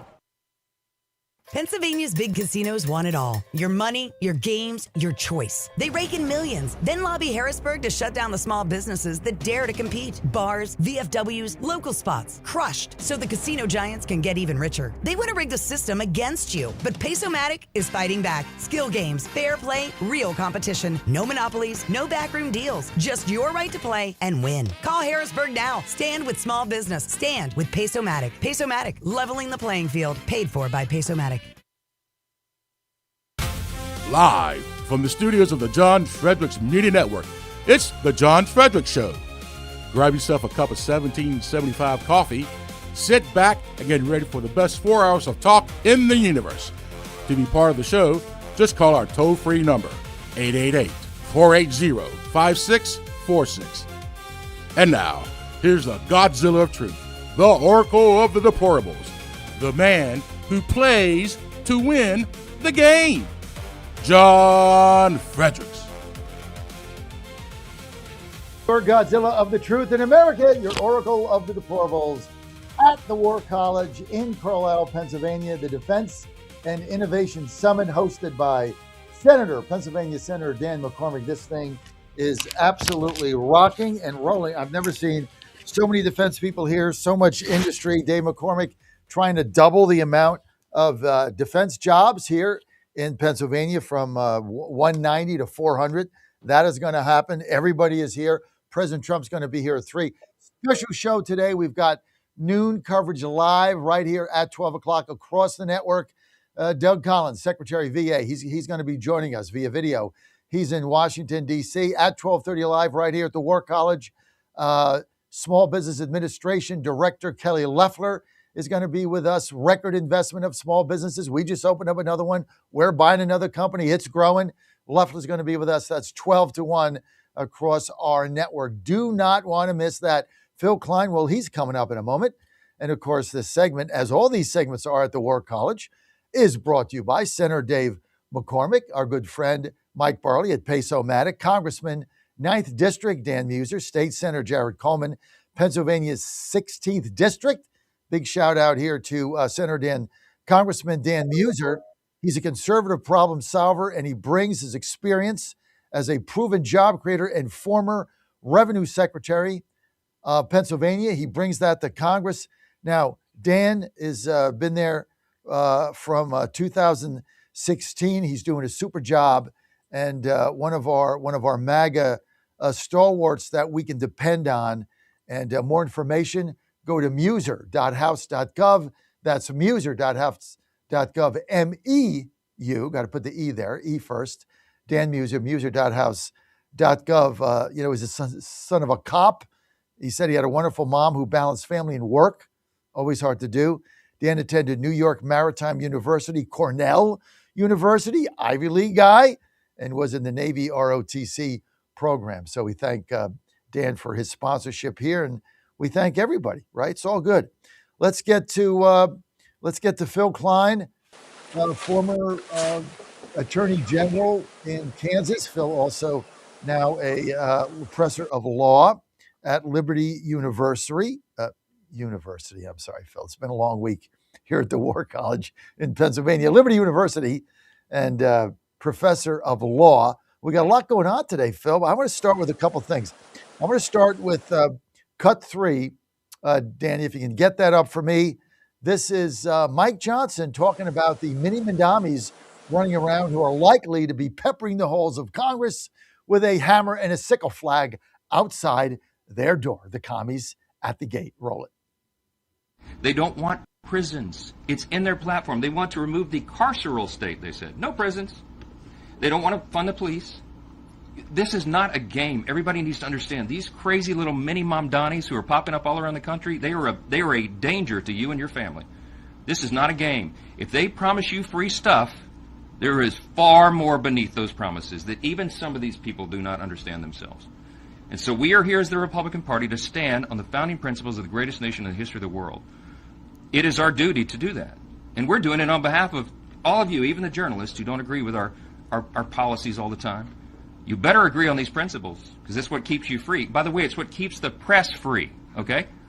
This is essential for your well-being and your family. This is not a game. This is not our father's Democrat Party. We're not arguing over marginal tax rates anymore. We're arguing over whether or not freedom is going to survive. I thought that was the best video Johnson ever put out. We're not arguing about a capital gains tax cut like we did under Bob Novak when I used to go to those seminars in D.C. as a young man. We're not arguing over what the marginal tax rate should be. This is not Walter Mondale saying, I'm going to increase taxes. He's not. He is too. I'm going to tell you, this is not that. This is freedom, Klein. You look at these communists winning. These are jihadist Marxists that hate America, don't want cops, don't want prisons, don't want borders, don't want a country. They don't want a country. They hate the country. How do we navigate our way out of this, Professor Phil Klein? Well, ironically, John, it is America that has to wake up. Now, I'm against wokeism, but what we need is Americans to realize that it's not as it has been over the last 50 to 75 years. What has happened is with extensive effort and a consistent effort in foreign money, and we've talked about this, there's been an effort to influence American education, to influence the youth towards more Marxist principles, and now the Marxists have decided it's time to play their cards. I believe it's too early, but they are betting on Americans remaining asleep. You know, I speak to a lot of people, a lot of institutions that play the politics and have played the politics cautiously. Just look at the next few days and try to avoid conflict and not get engaged in this battle and treat Republicans like you treat Democrats. Those days are gone. The main institutions of the United States, which rely on the liberties and freedoms that we have enshrined in our Constitution, that have been protected by a Supreme Court that the left wants to abolish, that has governmental power that has been limited by a United States Senate that the leftists want to abolish, that have been changed through great and strong executives that the left wants to abolish, the presidency, and put all power into the House of Representatives, which is part of their call. So a House of Representatives unlimited, because the Constitution is gone and because the Supreme Court is gone. They have played their cards, and you cannot sit on the sidelines and allow these foreign Marxists, these billionaires, to influence American politics all the way down to the local level and say, oh, I've just got to take care of my own backyard. It doesn't work that way anymore. They are making a full-scale play to control American politics into the future. And a lot of American influencers are sleeping, and they have to engage. They have to engage. Define engage. Well, you have to start building alliances, and you have to get down to the local level. For example, conservative universities need to tie themselves together on an agenda to eliminate a lot of the oversight that is occurring on these universities, which push them to the left. They need to have agreements on the development of authors and textbooks that restore a focus on the great heritage of our nation and those truths on which this nation is founded. You can go into the business and industry. We lost the chambers of commerce, and we lost the business roundtable a long time ago because they would rather save pennies and waste dollars by trying to influence government and be government's friend simply to protect the marketplace, to increase regulation, to keep competitors away, rather than focus on entrepreneurism and freedom and liberty and free market. So they have sided in some instances with the Marxists. Unions cannot play this game anymore and dance with the left. The unions need to work towards the abolishment, for example, of the National Education Association union, or change it so that it's not as radical and contrary to American politics. We have to take all of these choke points of authority that a lot of those engaged in politics, the licensing authority, the regulatory state, and all of those things, and dismantle them because Marxists have claimed that authority. You know, this has been brewing for some time, and you just can't sit on the sidelines anymore. You know, Phil, I agree with you 100%. We have got to get engaged at the local level. And I don't want to make this myopic here, but it's, you know, I'm just putting out a thing today. I have my, conference call with the DC GOP, which they all hate me, or the chairman does, Mara. But I'm releasing this thing called GAIN, which is just that. Like, how do we engage it at the local level in my ward? And this is, I put together, me and Goodlander, like a very extensive plan for this. And like this is the problem. Nobody's doing it. I also love what you said about coordinating the conservative universities in this nation. I mean, we're not doing that either. Like Hillsdale, Liberty, all of these conservative universities, we should have some tie together, and we don't do that either. And they doing everything. You know, when you look at the Smithsonian, Dan, tell me if you have that clip up. If you look at the Smithsonian, I mean, what they've done there is they've changed U.S. history so that when you go through it, and this is what Trump's problem is, when you go through it, it tells you how terrible our country is. That is not the purpose of the Smithsonian. So they want people to go there and say, yeah, the country is rotten at its core. It was basically based on a lie. The founding fathers suck. They owned slaves. We stole it from the indigenous peoples. And basically we're a racist nation of landowners. I mean, that's what they tried to do with the Smithsonian. And then you call them out and everybody goes crazy because they've taken over everything, including the universities. Man, how do we get that idea out there? That is the best idea that I've heard in some time. Read the textbooks. I mean, the textbooks are offensive, and there is a monopolization of the market there. These conservative universities need to recognize that the game of let's just do the compliance, get along, we will continue to be certified by this organization and that organization. I call it the kingdom of the gnat, where all of these national organizations accredit you so that you can receive federal funding. Now, Hillsdale's done something about it, as I understand, and Liberty's trying to, and that's to become completely independent of federal funding so you can ignore them. That's one step. But it's not the entire step. Now the Hillsdales and the Liberties and these other groups need to get together and say, how can we promote our authors? How can we support school choice? How can we get textbooks and learning materials into the hands of parents of children K through 12, rather than have to deal with this monopoly of textbooks where everything goes through the woke panel and hates America? This has to happen, and it has to happen across industries. For example, we spent, I don't know how long, getting reaccredited by the American Bar Association. It was a lot of effort by a lot of good people, a lot of interviews. The Bar Association takes I don't know how long, when it should have taken a day. Liberty does very well on bar passage rate. Our graduates are getting jobs, all of those things. But we spent enormous resources to appeal to a bar association that's Marxist.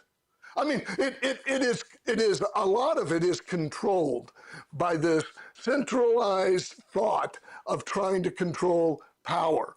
And what we need to be doing is discrediting those institutions. Look, states are perfectly capable of deciding who should be a lawyer. States are perfectly capable of deciding what institutions and educational institutions should function and how they should function and how professionals should be licensed. We don't need these national organizations. They are there because the federal government has thrown money, and to get the money, you got to comply with them. And so we've taken local authority, we've nationalized it, and then the left has captured many of these national organizations. And they do not serve the American interests. Just look at what's happened since we've had the Department of Education. The United States was first in education. Now it's like 40-something. The United States was efficient in education spending. Now it's bloated beyond recognition. These unions and centralized authorities serve their own interests. So we've got to break it up. The states have to become the experiments of democracy again. We have to have greater faith in local communities making these decisions. Just on the education front, I've often said education occurs where a parent, a teacher, and a child interact, not in the windowless offices of the Department of Education in the Beltway. They're lobbyists for more money. So we've got to break these things up. You know, Phil, it's interesting this is a great segment because I think today is one of those days where you've nailed now the solutions, right? And the solutions are real. We've got to get the conservative colleges melded together.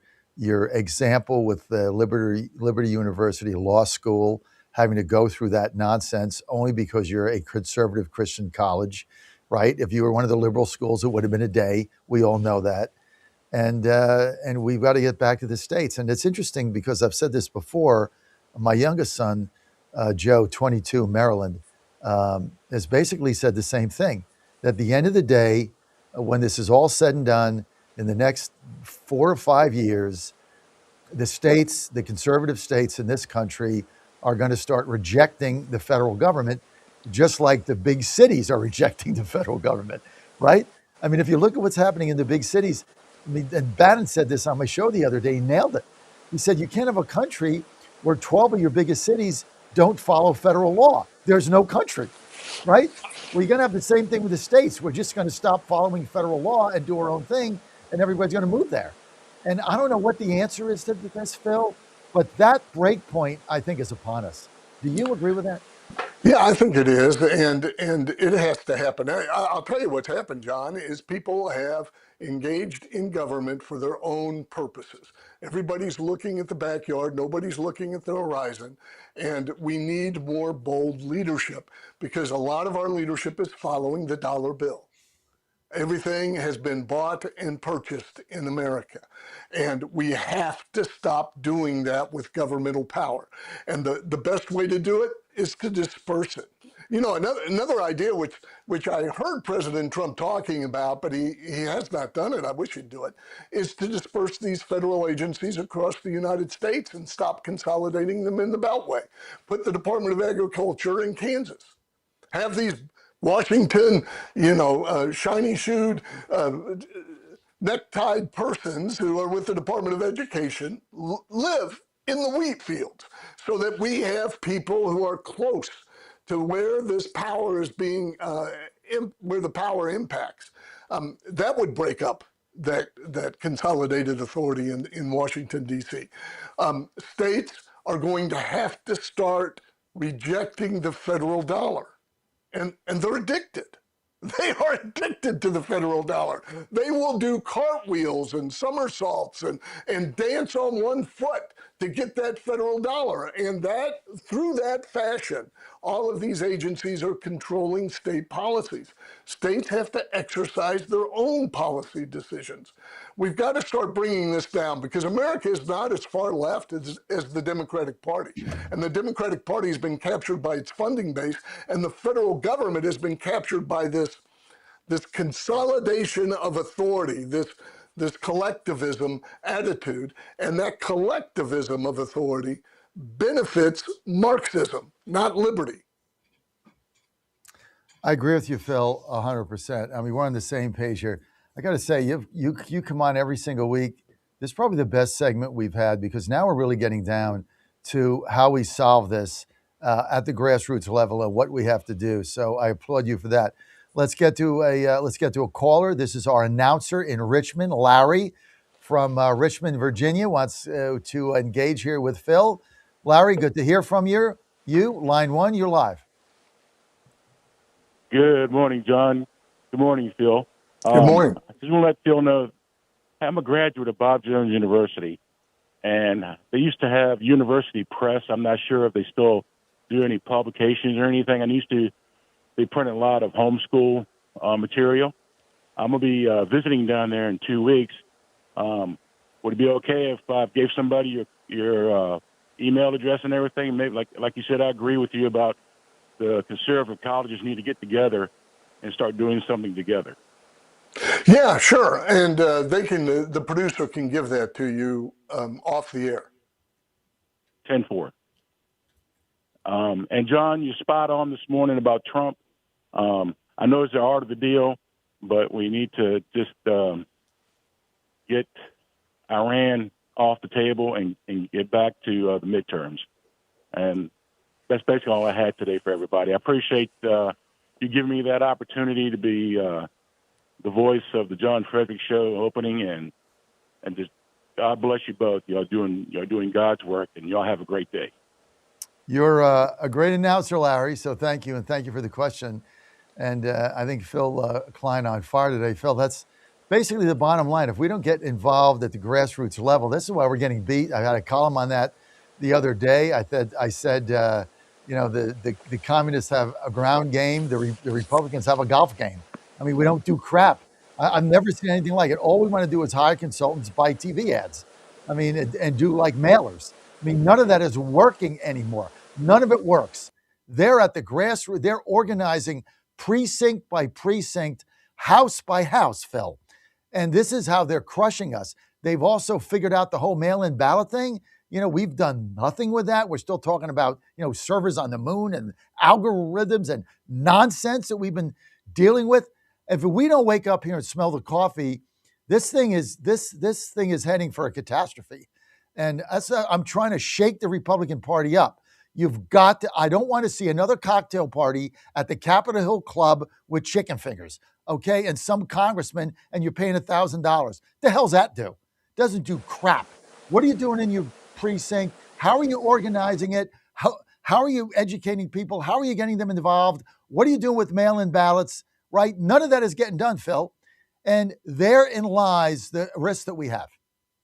The Republican Party is captured by consultants, and they don't make money on grassroots. And the left has funded grassroots efforts. And John, again, we've discussed this, leftist billionaires fund vision and talent. Conservative billionaires fund personality and projects. And you don't defeat vision and talent with personality and projects. We've become a celebrity party. Additionally, and McCain-Feingold has pushed all of the funding of politics outside, much of it outside the political parties. And it's decreased the power of parties to build a platform, to have grassroots engagement. Grassroots is in opposition to the way parties are structured right now, so parties crush the grassroots. The left has a funding base that doesn't care about the grassroots. They'll deceive. Those people on your doorstep are being paid $80,000 a year on the left. Conservatives who are on your doorstep, it's their own sweat and it's their own effort and muscle that brings them to your doorstep. They're not getting paid because the Republican Party sucks up the money and doles it out to consultants who say, buy TV, buy radio, buy mass media. And mass media loves that, of course, and reinforces that. And so we need leadership that stops the celebrity culture in the Republican Party. And we need bold leadership in Congress and at the state level to reject this consolidation of authority that occurs in our government today. Spot on, Phil Klein, Liberty University. Hey, you can Google him like Signetti. Just Google me. Phil Klein, 2 L's, K-L-E-I-N. I-N-E. What? You got I-N-E. the 2 L's right, but it's K-L-I-N-E. Whatever, K-L-I-N-E. Sorry, Phil. Google me, said Coach Kurt Signetti. I win. Phil, thanks for being with us. Hey, we have a special guest here that's going to pop in a second. One of my Pittsburgh friends has graced us with our live presence. All that coming up. Trump, 3 o'clock, right here on the John Fredericks Media Network. Truck the Truth. Level. Take it for a test drive.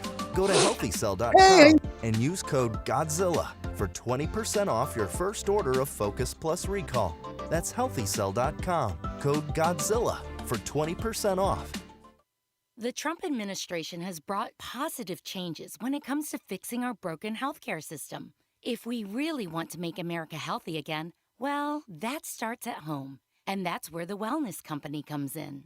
You see and hear from the Wellness Company doctors all the time, and you know their products are the gold standard for keeping you and your family safe and healthy, giving you the opportunity to make sure you're prepared for whatever happens with their prescription medical kits.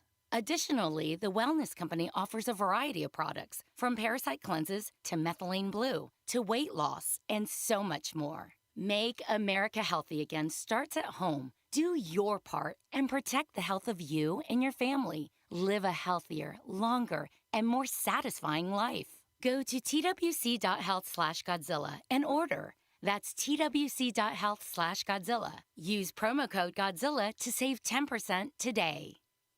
The Cats and Cosby Show. It's the top news of the day. People are out there saying, oh, the Iranians are never going to live by it. But let me tell you something. President Trump is going to bomb them again if they screw around.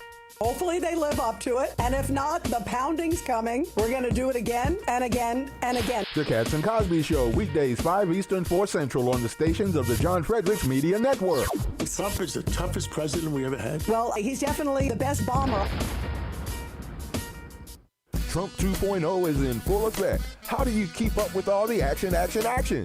I'll tell you. TrumpNationNews.com is your inside source for the inside scoop. Manufacturing, jobs, deportations, and the nation's rejuvenation. The first 100 days and beyond. All the news you need and no liberal gibberish. It's the perfect way to start your day. Sign up for the TNN newsletter. Do it today. TrumpNationNews.com. TrumpNationNews.com. Part of the John Fredericks Media Network. This is Crom Carmichael, CEO of Salty. We got a wonderful email from one of our customers up east named Joe, and here's what he had to say.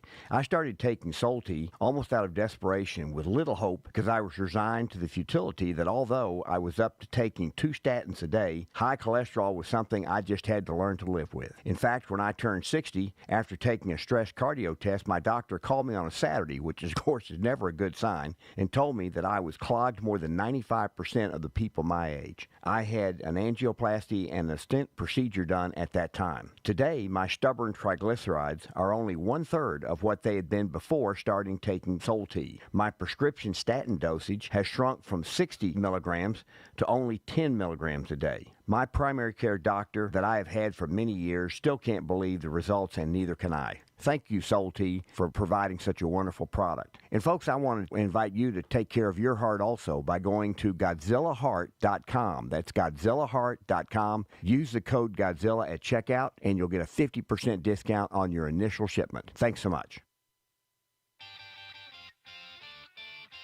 He's your Godzilla of the truth in America. It's Godzilla! No gibberish or nonsense, just common sense. And now back to the John Fredericks Show. Well, the one and only I am your Godzilla of the truth in America, your oracle of the deplorables, President Trump, 3 o'clock. Coming to you live at the Pennsylvania Defense and Innovation Summit here in Carlisle, Pennsylvania at the Army War College. We're in the, where are we, Mike? Root Barracks or something?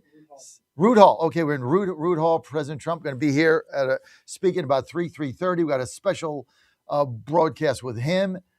So that'll be across our network. Also, I'll be live again at noon to 1 with Veterans Administration leader, Cabinet member Doug Collins, former Congressman George, is going to be with us. And then Kelly Loeffler. She is the cabinet level official, the administrator of the Small Business Administration. She'll also be here live at noon. Special show, not noon to 1. Then we'll go back to Rob Carson after that. And of course, this segment, as all of our segments here, brought to you by U.S. Senator from Pennsylvania, Dave McCormick, our good friends at Pace-O-Matic, and Mike Barley. Thank you, Mike. Congressman, 9th District, Republican, Pennsylvania, Dan Muser, and State Senator Jared Coleman, Pennsylvania's 16th District, serving Lehigh and Bucks counties. That's where our radio stations are. Now, I just want to say, Jared Coleman, one of the toughest state senators you're going to meet. Now, he's in a tough situation right now. I want you to go to his website because they're trying to oust him. You got a communist in there trying to beat him because they know he's tough and he speaks the truth. And so the one thing the communists need to do is get all the truth tellers out of there so they can continue to lie to you. So we need to keep Pennsylvania State Senate in Republicans' hands. It's going to turn into Virginia if we don't. And you want to go to Mr. Coleman Goes to Harrisburg. It's my favorite website. Mr. Coleman goes to Harrisburg.com. Mr. Coleman goes to Harrisburg.com. You can make a donation there. And you can also sign up for Jared's newsletter, which I do, which is outstanding. Just go to senatorcoleman.com/e-newsletters, senatorcoleman.com/e-newsletters, and you are good to go. So thank you all for being with us today. We got Jim Pfaff up here. We got a special guest, though, live. It's going to hang with us for a segment. My good friend, Veronica Steinkirchner is a Yinzer, Dan. So we brought another Yinzer on just for you, because I know you say, where are all the Yinzers, right? You're too far east of Pennsylvania. So we got Veronica with us, a former member of the Republican Committee of Allegheny County or something, RAC, which is now turned into a mega clown show. Hey, Veronica, Oh, you great to said have it, you with not us. me. It's a clown show, no doubt about it. Let's bring Jim Pfaff in. Jim, what's that song? Jokers to the right of me, clowns to the left. I'm stuck here in the middle. It's basically where we are. So we're going to bring Pfaff in here in a second. But I used to be in Pittsburgh, and I was a member of the what is it? RA? What is that thing called? RCAC. RCAC Republican or Committee of AC Allegheny Ducey County. or the thing is so corrupt from the top down. And but I did beat him. I did finish first when I ran for delegate. Swept the field of 9. Unfortunately, I had to beat Veronica. Sorry, Veronica, but I did come in first after they tried to get rid of me, keep me off the ballot, put me 8th on the ballot. That was a scam too, and I still crushed the field and came in first. I was out there campaigning with Veronica. That's how I got to know her. So, Veronica, tell us what's going on in Pittsburgh quickly. Well, you're right. RCAC is a clown show. We're now electing our county chair. The problem is everyone didn't get on the ballot. Some little funny business with the petitions. Shocker. Yeah. So I guess the front runner is a hand-picked person that will continue the Cold Spark dynasty. So I know that Pfaff, Jim Pfaff here is a chairman of the Conservative Caucus, chairman and president of the Conservative Caucus nationally. I know he knows who Cold Spark is. Like, I have no problem with them. I work with them on various campaigns. They're not bad people, but I mean, they run the Pittsburgh GOP. They basically run. This is what Phil Klein was just saying. We got consultants, Pfaff, running the party. I mean, how do you win? You know that I am totally against the consultant class. I'm not against consultants. I'm against the consultant class. And by the way, I was able to help the real people down in Washington County, just south of there, get my friend Governor Jeff Landry to speak to them.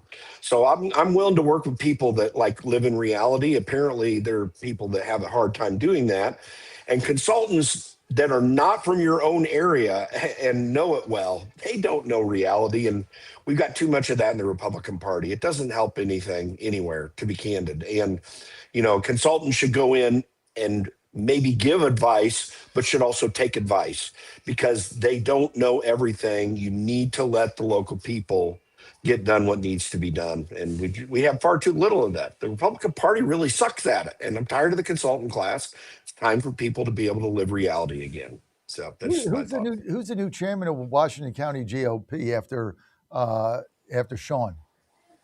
I don't know. they had an election afterwards, but it was Sean that I was working with. So Sean's a great guy. I'm going to try to be there because I like Jeff Landry. When is that? Do you have any idea when that is? No. That happened a few months ago.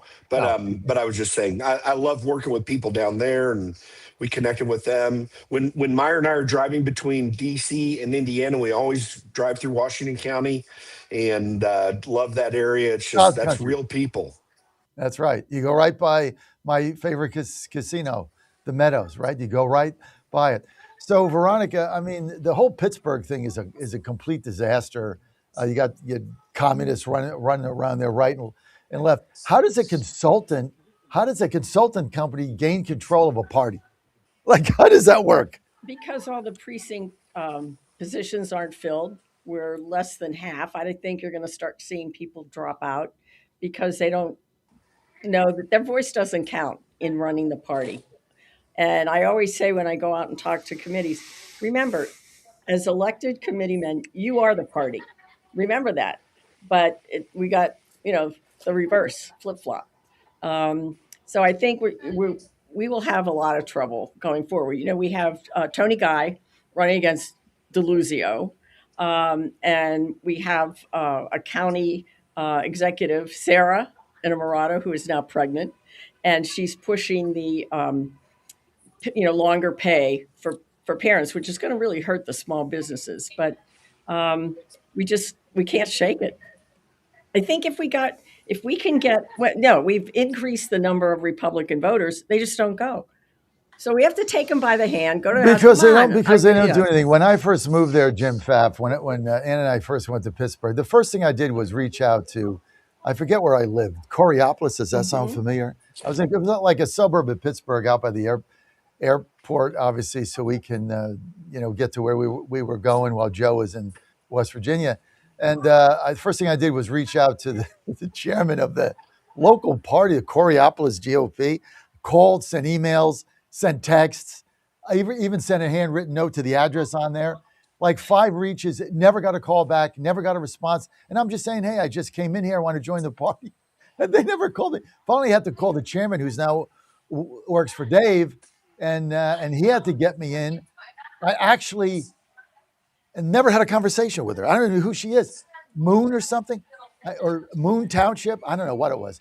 I never had a conversation with her. She never reached out to me one time. So then we joined. We had to get who was my friend there? That was my committee woman. She used to take care of Sammy, the nice young Oh, lady. yeah. What's her name? Oh, gosh. I can't remember her name. I just saw her come Friday in a night. second. Yeah. Nice young lady. But like they did everything to keep me out. All I want to do is help. Now I went through the same thing in the DC GOP. You try to join them, they don't want you because they're afraid you're going to actually do something. They don't want me to do anything. So it's a joke, Jim. You're right. There are a lot of Well, people that want to help and get involved, but they don't know how because the people that are there now don't want you in their little private club. Yeah, exactly. So they don't want to grow the party, and that's why we're getting beat by the communist jihadists, Jim. well, listen, a lot of us, me chief among them, have been highly critical of the Republican Party too, and we've been disappointed by things that our leadership in Washington D.C. are doing. As particularly when you look at John Thune just totally blowing off the Save America Act, having to get pushed and prodded to do anything that regular people care about. And that frustration can bleed down into what would be otherwise useful grassroots work.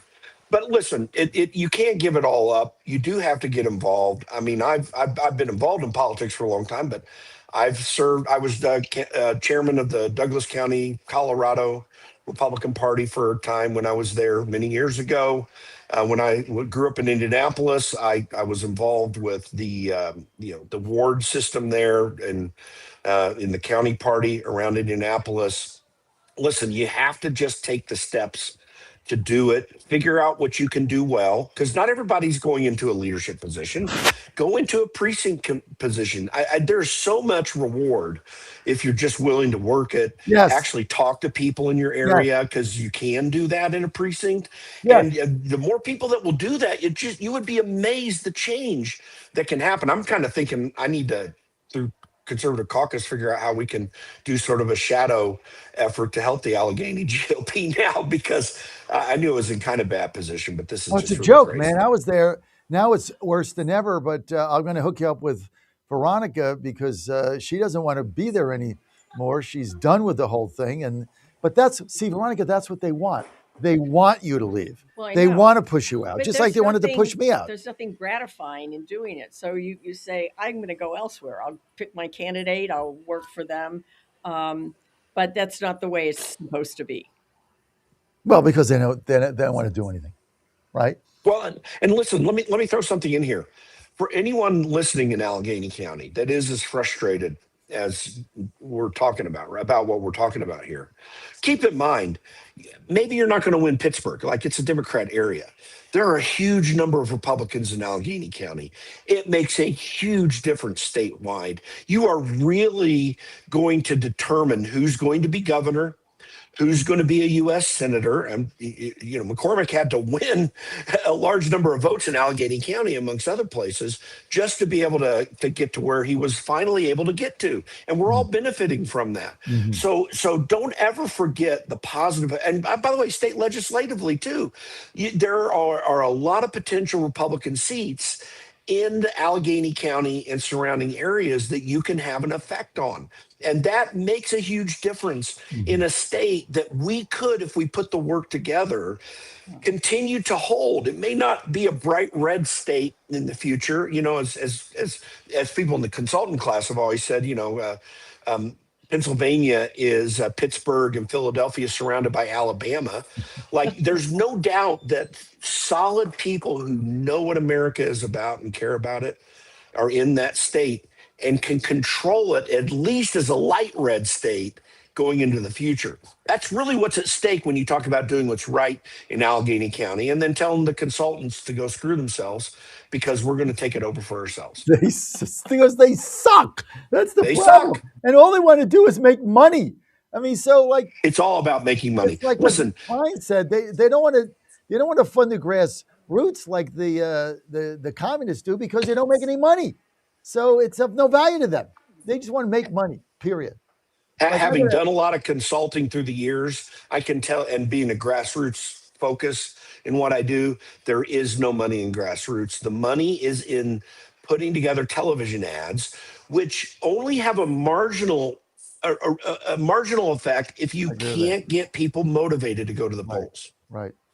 You have to build the infrastructure and then the ads help. But if you don't have the infrastructure and you don't have the movement, it doesn't do anything.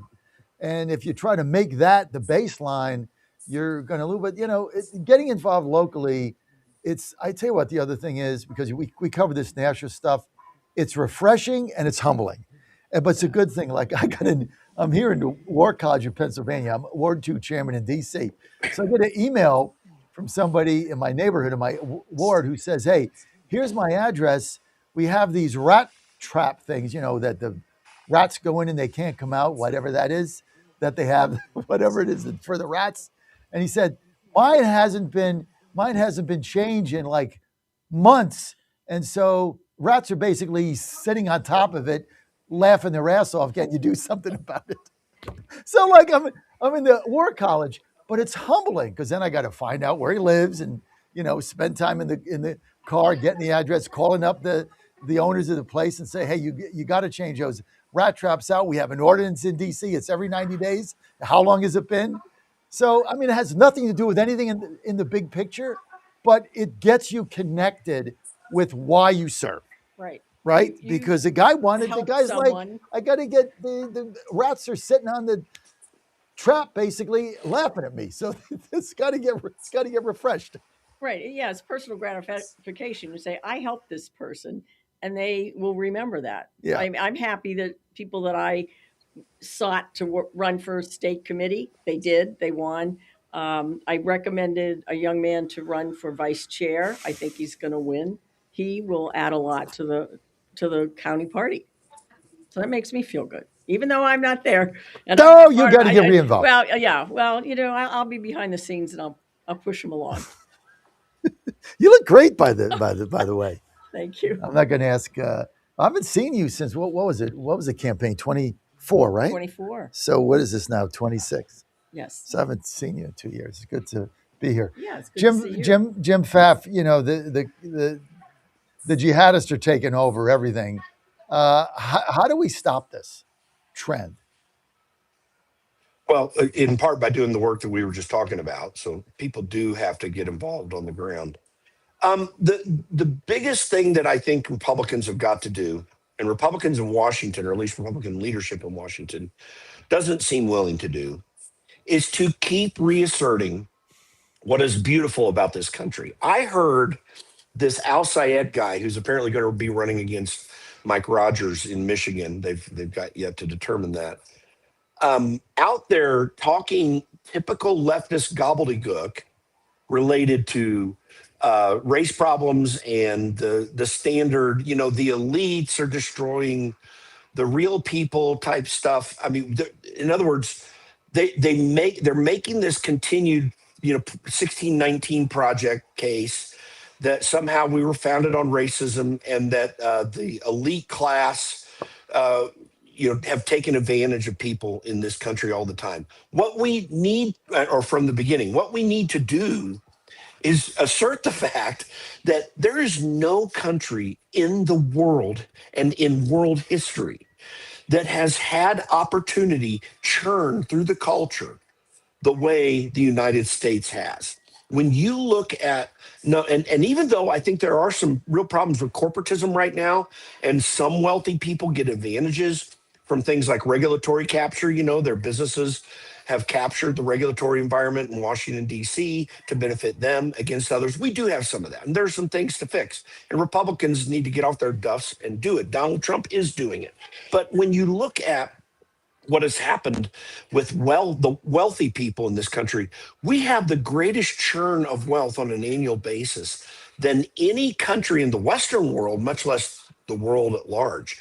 We have never had an inset elite class. When it comes to race, until Barack Obama made things worse in this country by stirring up the race issue and doing nothing to address properly the riots that, frankly, he helped encourage during his presidency, and all that has happened on that since. We are a country where racism is not a huge problem. It's only a problem in the minds of people who say something to make a political point. Every point that Democrats make is antithetical to reality. And we just have to keep showing where that is working. And there are many, many, many stories that we can tell. But one other thing is this, and this is the real concern I think people should be aware of. As you're noticing on the web right now, there is a propagation of these Democrat Socialist America videos / communists. And who are the people talking in these videos? It's almost exclusively people of Islamic origin who didn't grow up in this country, who are making these arguments and trying to push an ideology that is authoritarian, that has always played out in an authoritarian way. I also think, and one of the biggest examples of this is Rashida Tlaib, who recently talked about the overthrow of America. And I think that we need to tell our elected leaders in Washington, D.C., that if people are going to push for, as this Al Sayed guy said, getting rid of the U.S. Senate, or the overthrow of America, or the overthrow of the Constitution, all of these things are being explicitly and loudly discussed by these people right now. If anyone who's a member of Congress who's taken an oath to the Constitution promotes such things, they need to be expelled for violation of their oath. Instead, they're running for the U.S. Instead, they're running for the U.S. Senate, and they're ahead in the polls. I mean, think about what you just said, right? You have a U.S. Senate candidate who was going to be the nominee in Michigan, right? Who was going to go up against Mike Rogers, who basically, the last poll I saw, he was like tied her head slightly, who was called for getting rid of prisons, no police, no borders, no Constitution, and no U.S. Senate where he's being elected to serve. Yeah. This guy he wants to overthrow. He's not an American. He's an Islamist jihadist. He's ahead in the polls, and he's talking about the overthrowing of the entire U.S. constitutional system, including incarceration of people convicted for rape and murder. Just put them back out on the street. I mean, it's insane. And then you had Mamdani talking about their rape statistics in New York, and his response to that wasn't to say, we need to really crack down on this. And that's my job as mayor. And no, he talks about how it's a statistical problem. We've redefined what rape means. The insanity of these people is breathtaking. And we as Americans need to assert what rape is up because we've lowered the definition of rape. The hell does that mean? Yeah. I mean, what? Like, you're either raped or you're not raped. Like, what is rape? What, you've now changed rape to somebody brushes your shoulder by mistake on the subway, and now you're defining that as rape? No, rape is sexual assault. I mean, and people buy into it. Yeah, well, it's a statistical thing. Absolutely. You wrap this up here, Veronica. Where the hell are we going with this? The Republicans can't get the message across. If people can sit there and listen to the communists or the socialists, why does that sound good to them? They never lived like that, and that's not what we're here for. But somehow we're not making them feel the pain for them to move forward and do something about it. Veronica Stein-Kirster, thank you. Good to see you, Veronica. Good to see you too. Last time I saw her, 2024. Were you at the convention in Cleveland? No, I saw you in the campaign trail. Veronica, thanks for being with us. Jim Pfaff, always a pleasure, Jim. My love and best to your wife, Myra. We'll catch up soon. Jim, are you going to the convention in Dallas? Yes, we're working out how we can do that. So absolutely, we'll be talking. My chairman has refused to invite me or Ann to go, even though I'm an elected official, because actually I'm trying to solve the rat problem and stuff, so I can't go. So I have to go through Virginia and Jim Ryer, the new chairman. Now, how stupid is that? Totally stupid. Totally stupid. Ryer's got to let me go with the Virginia delegation. You can't That's make crazy. This stuff up. You can't make this stuff up. I'm an elected official, and he won't invite us. So we got to go with Virginia. Unbelievable. Thanks, Jim. We'll be right back. Morgan Griffith next. It's good to As see long as you. you get there. That's all that matters, right? Oh, God, it's hilarious. You cannot make this shit up. Fredericks killing at least 7 troops.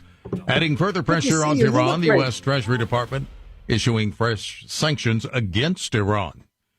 A call for more protection amid dangerous times for judges around the country. Bob Agnew has more. Supreme Court Justice Amy Coney Barrett has told lawmakers that a sharp increase in threats targeting her and other justices is increasingly encroaching on their personal and family lives. Barrett, along with liberal Justice Elena Kagan, testified to Congress on Tuesday, a rare event for members of the High Court.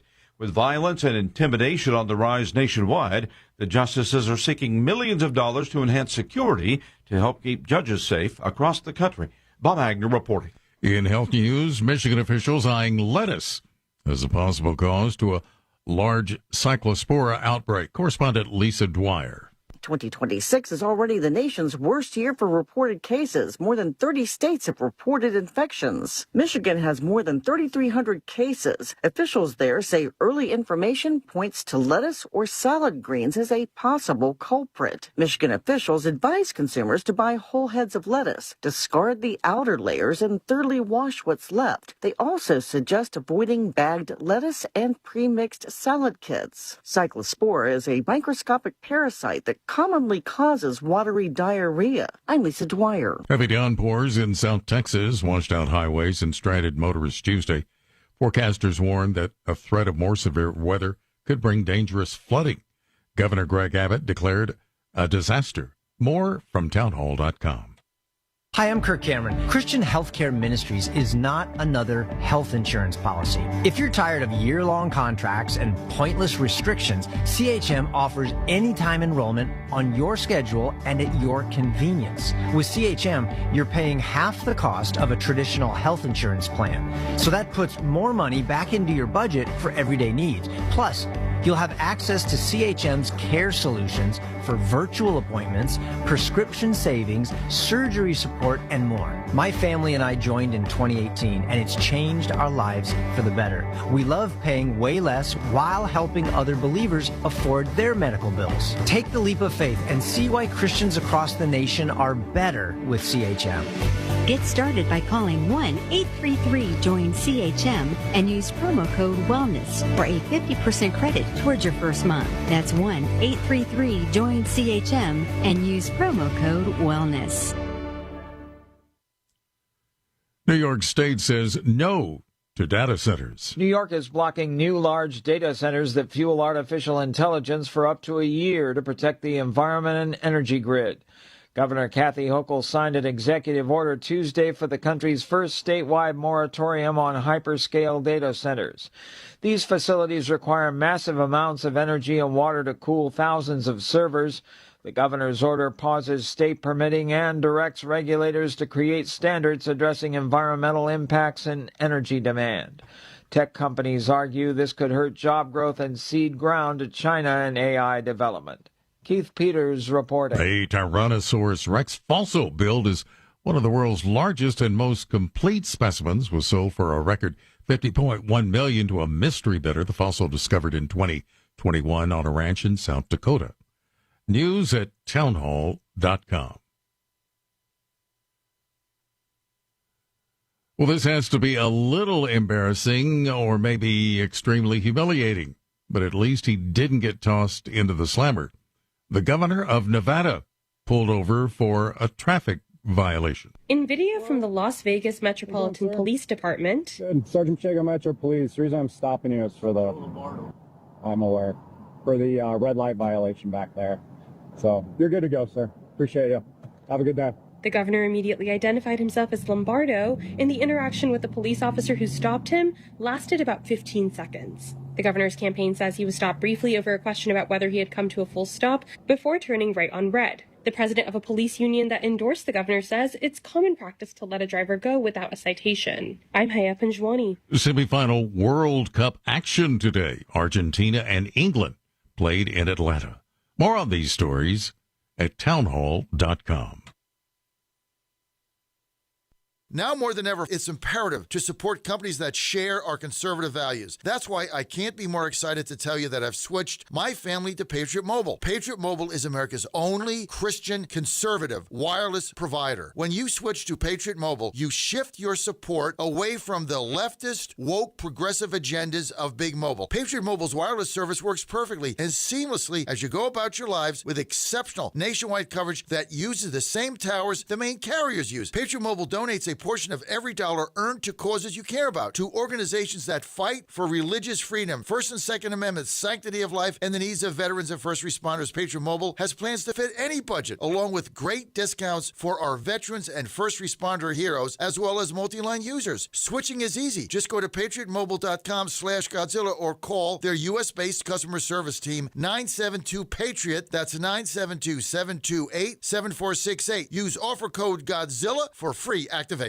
Trouble getting to sleep and staying asleep is infuriating. Your mind races, you toss and turn. Nutrition company Healthy Cell created REM sleep to help you quickly fall asleep, stay asleep, and sleep deep. Unlike other supplements that don't work, REM sleep is not a pill. It's a gel you swallow with ultra-absorption of science-backed ingredients supporting all 4 stages of sleep. Go to healthycell.com and use code GODZILLA for 20% off your first order. Risk-free. Love it or your money back. Guaranteed. healthycell.com. Code Godzilla. For the first time ever, we're bringing you My Pillow mattresses and mattress toppers for as low as $99.98. Remember, sleep's all about temperature and pressure points. Whatever sleep needs you have, we have the right technology for you. Like our My Pillow mattress topper, our queen size has over 10,000 individual comfort supports to help relieve your pressure points.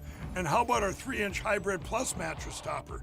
It's infused with copper and silver to help your body get the restorative sleep it needs. And our My Pillow and Case Coil mattresses, I personally helped develop these mattresses to make sure they have everything needed to give us great sleep.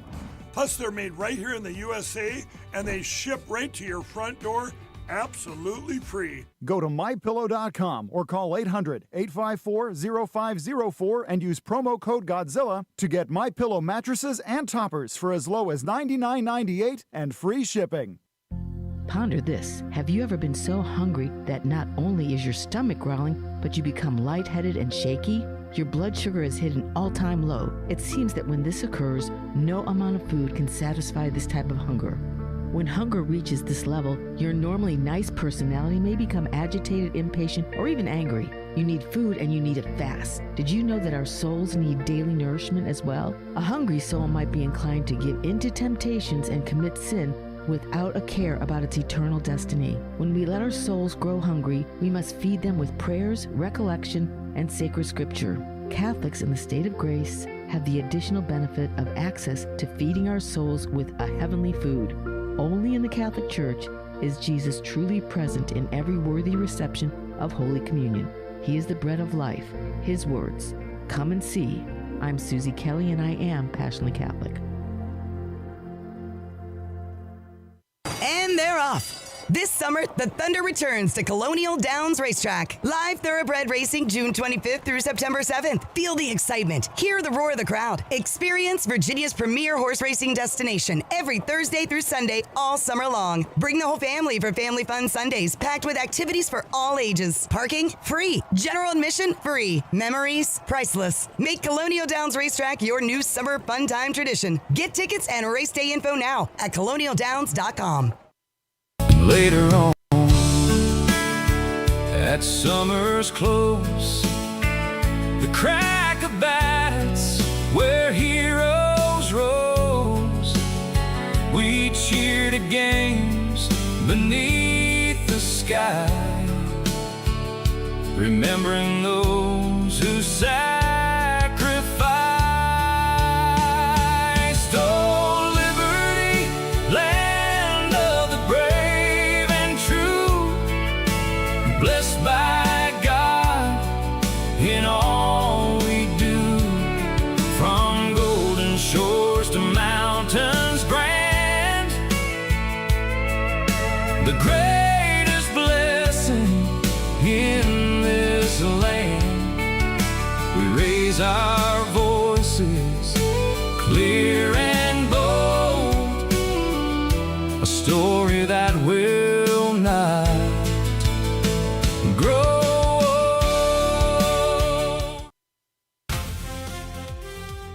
Live from the studios of the John Fredericks Media Network, it's The John Fredericks Show. Grab yourself a cup of 1775 coffee, sit back, and get ready for the best 4 hours of talk in the universe. To be part of the show, just call our toll-free number, 888-480-5646. And now, here's the Godzilla of Truth, the Oracle of the Deplorables, the man who trucks the truth from coast to coast, John Fredericks. Hey, it's great to have you with us. As always, we're live at the War College in Carlisle, Pennsylvania, the Pennsylvania Defense and Innovation Summit, hosted by Senator Dave McCormick. We're going to be carrying most of this live after we get off the air. We're going to be off the air at 10 at, I think, Mike, at 10:15 to 10:40. We've got the intersection of foreign policy and American prosperity with Honorable Kelly Loeffler. Ambassador Mike Waltz is going to be there, and then we're going to go on from there. We've got many guest speakers coming in, so we're going to be carrying that live. Then at 12 o'clock, right here, we're going to get back on the air with Veteran Administration Cabinet Secretary Doug Collins is going to be with us, and then right after that, at 12:30 live, will be SBA Administrator, Cabinet level position Kelly Loeffler will be with us, and then we'll go right back to the War College. So many great speakers here. And then we're going to go to President Trump. Mike, about 3:30, right? Somewhere in there? 2:30, which means 3 o'clock at the earliest, right? If you follow President Trump around, they're always a little bit behind. But we'll see how that goes, and we're looking forward to that. Meantime, we've got Morgan Griffith coming up, and live here at the Defense Summit, which has been absolutely unbelievable. Want to thank our sponsors, Senator Dave McCormick. Want to thank Peso-Matic and our friend Mike Barley, Congressman Dan Muser, 9th District, colleague of Morgan's, also one of our sponsors. Thank you, Dan. And State Senator Jared Coleman, Pennsylvania's 16th District. And you're good to go. And you can follow Jared. Just go to Mr. Coleman goes to Harrisburg.com. Mr. Coleman goes to Harrisburg.com. Dan Muser, it's real simple. Muser with an E, muser.house.gov. Joining me now, speaking to Congressman by phone, Congressman Morgan Griffith. Congressman, thanks for being with us. Good to be with you. Good to be with you this morning. Have you ever been out here to the War College in Carlisle, PA? I have not. I've been through Carlisle on many occasions. You know, it's a straight shot from Salem up to Carlisle. It's about 3.5, 4 hours up 81. Right. It's fascinating. I really, you kind of heard about it, but until you get here and you see the depth of this thing, I mean, it's pretty high tech. And I have to say that just aside, has nothing to do with our conversation. But Mike Coleman, have you ever seen internet speeds this fast in the history of the world? This has got to be the greatest internet system I've ever seen. Like, whenever we come in, this is Inside Baseball, Congressman, we do, a speed test just to be sure we're going to get online. Basically, we need about 100 up. That's basically the speed we need, so there's no glitches in it. This thing registered 1,000 and it went off the needle stopped going after 1,000. So I don't know what they're dialed into here, but there's no shortage of satellite connections going on here at the War College. But all these CEOs here, Morgan, it's been a pretty good thing. But look, speaking of CEOs and defense, let's just get to Iran. Straits open, oil flowing through. What, in your mind, President Trump's got, 60 days? And because he's reinitiated bombings or whatever he's doing, he's only got 60 days before he's got to get you guys authorization. Democrats are saying they're going to tank the defense bill. Give us an update. Well, I mean, I think we can get it put together on the defense bill. It's perplexing that the Democrats would want to tank the whole thing. I mean, it's got some issues, and there are things I've got amendments in and other people have amendments in, but let's debate them and then realize that we need to move on. But that said, the president's got 60 days. Interestingly, because of the August recess, and I have long advocated that everybody needs some time off. I get that. But we don't need to be taking, 5 or 6 weeks. And while we're not off, we're working in our districts. We're not in D.C. So here's the dilemma the Democrats have. The president's got the 60 days, but Congress is supposed to hold him accountable. But guess what? We probably won't be here. Because if the clock has already started ticking, we won't be back before that clock runs out. So the president's got a little more than 60 days if I'm counting it the way I think the president's probably counting it. And probably looking at it, if the Democrats are saying it's already started, the 60-day clock has already started, then, he's going to have some issues. So I think we should be coming back in August. I think it has to be planned out a year in advance. And I wish that leadership would just say, next August, we're going to do 2 weeks in the middle of August, we're going to be in D.C. And it's that simple. But anyway, but that's where we're at right now. Basically, he's got from now until you guys convene in November. Well, September. We come back in September. For a couple of weeks. All right. So he's got from now until we come back in September for a couple of weeks, and then we're out the whole month of October, right? Yeah. So he's got basically he doesn't have 60 days. He got about 80, 70, 75 days. Yep. To go back, and the thing might be over by then. Yeah, I would hope so. The initial strikes were in hopes of getting them to get rid of their enriched uranium. That hasn't happened yet. I agree with the president's strategies, but the Iranians are just stubborn, and they hate us, and they have hated us for 40 years, which is why I have no problem with what the president has done and his strategies. But unfortunately, unless we wanted to send troops in on the ground, and the president has said he doesn't want to do that, and I agree with that, because it would be difficult. It's going to be very difficult to get that uranium out of there, but we can make the area around where they have the uranium stored unusable to the Iranians, and make it so that even if they've got some enriched uranium, they can't do much with it because everything around it's bombed out. It's crazy. What do you think of the Strait now? I mean, it was kind of the art of the deal.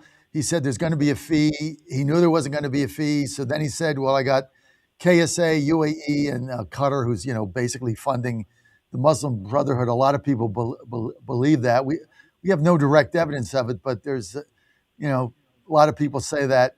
I'm not really sure. So one way or the other, but he said, well, we got these major commitments for them to invest more money, which are going to create jobs in the U.S. Yay. So was that bait and switch? Was that the art of the deal? Because that switched in 24 hours. What was your assessment of that, Morgan? Yeah, I think this was all part of the plan. What the president originally proposed was probably not legal, difficult to enforce, but certainly it had some legal questions in international law. And then Eureka, he's come up with a different idea and a different plan. Right. I think this is all part of the president's genius, and it's so hard for the Democrats to follow that. But it's just the way he operates is that, look over here, wait, here's a deal we got right here. So, on the one hand, he's offering something up that you go, well, that can't be working. And then the next thing you know, he's got a deal on the right hand. Right. So he just leveraged one to the other. It's called the art of the deal. That's obviously what the president did. But look, you have to take him at face value, right? You can't get ahead of him and say, well, this is just a ploy, because then it isn't. So you got to say, okay, well, there's going to be a fee, and fee makes sense. We got to pay for all this stuff. So where do we go from here? Straits are open. I mean, this idea that, Iran now can close the straits by shooting a missile, not going to happen. We have safe passage. Our ships are there. Why don't we just take this thing over, lock, stock, and barrel, and be done with it for life? It's a huge amount of territory. We talk about it as the Straits of Hormuz, but and it sounds like it's pretty small. The coastline along there is, if I remember hearing this data correctly, it's something close to the coastline of California. And so I don't think that it's practical to say that we can eliminate any rogue member of the Iranian military from doing something, or that it's that we can take it over and be done with it. I think that's too much territory for us to have to monitor on a daily basis. What we hope to do is to get it stable, recognize that we can use some different paths, recognize that we can use partners to keep the straits open and do what we need to do to make sure it stays open. And if the Iranians act out, or there's a rogue person in their military that does something, then we have to hit them, and we have to hit them hard and make them understand that every time you reach out with something, we're going to come back with 3 or 4 times that amount. So, what's the long-term plan in your mind? Because President again said, I think unfortunately that is the long-term plan. Is that we have to make sure they understand that if they do something wrong, they're going to pay a price. I mean, I'm reminded of a historical story. There was a John Singleton Mosby, a Confederate officer, had some of his men captured by the Union counterpart, who was, I'm sorry, it's been a tiring week for me, the guy who lost at the Battle of Little Bighorn. And he actually hung 4 of Mosby's men who were behind enemy lines, but they were in full uniform. They were not spies, but he hung them as spies. So Mosby then captured 8 of his men, hung them, had them drawn and quartered, and sent them back with all the body parts mixed up. I mean, it's gruesome, and wrapped in brown meat wrapping paper with a note on it that said to Custer. Thank you. To Custer, for every man of mine you capture in uniform and hang, this is how I'll return 2 of yours. Custer never touched another one of his men who was behind enemy lines but in uniform. Never touched them again. And that's what we have to make clear to the Iranians. We can't stop you from taking one of ours every now and then, but you're going to pay a heavy price, and you're not going to like it. I mean, it's a gruesome story of the Civil War, but it's true, and it was a deterrent. And you're right. Custer never did that again. And Custer, I mean, you go to Civil War history, there's so many things violated on both sides. It was so horrible. Yes. It's just so horrible. If you really understand the history of it, many things that we just don't want to even confront. It was pretty nasty stuff. But that is a great example. And hopefully we can do that. In the meantime, you got to keep these straits open, keep this oil flowing, which really has nothing to do with us because we're getting the oil. Okay, what the defense bill that the Democrats say they're going to tank because of Iran? You said you're pretty confident you guys are going to get that through. Explain that. Well, and here's what happens. There is a provision that I have always wanted to get into the National Defense Authorization Act, and the House has been putting it in, and I think we'll get it in. But I don't vote for it if that provision is not in there because I think it's a little glitch. It's unconstitutional. That said, if leadership comes to me and they say the Democrats have threatened to take the whole thing down, we need your vote. Am I going to stop funding the military? No. I mean, I hate to say it, and I probably shouldn't say it out loud, but the truth of the matter is that I don't like it. Normally what happens when the thing comes back from the Senate, there's plenty of Democrat votes, and I vote no because I'm voting my conscience. That said, it's a 1,700-page bill, and I don't like one page. In the end, I have to weigh out the totality of the circumstances. Mm-hmm. I'll put down my marker, but I won't put it down to the detriment of the United States military. Mm-hmm. And I think that you will find a lot of Republicans will feel the same way. They may not be happy. They may grumble. They may have things in there that they don't like, as often happens when you get a bill that big. But we're not going to strangle the defenses of the United States. And I think that you will see the Republicans will come back around and we'll be able to get. So is still the legitimate debate and still have to have some changes. This Section 219, I don't think it's as bad as some of the folks think it is. But the truth of the Explain matter is Section it's called a 219. fever, and it's going to have to be changed. Well, I'm sorry? explain Section 219. That's the Laura. one that talks about integrating U.S. and Israeli forces, and it's mostly for technological reasons. But the wording could be interpreted improperly. People have interpreted it that way and thinking that it means that, we're going to be subjugated to Israeli officers giving American military soldiers orders. I don't think it's what it says, but it's called a fever, and it's a significant enough fever, I think, that we're going to have to change that before the bill comes back to the floor or allow an amendment on it. I just believe that's what we got to do, because sometimes when you can't explain it and it looks bad, you just have to change it and rearrange it and say we want to share, we want to have a greater collaboration in sharing information related to things like Iron Dome and missile defense. That's it, and then integrate on missile defense in the Middle East. Make it a little clearer. I think you'll be fine.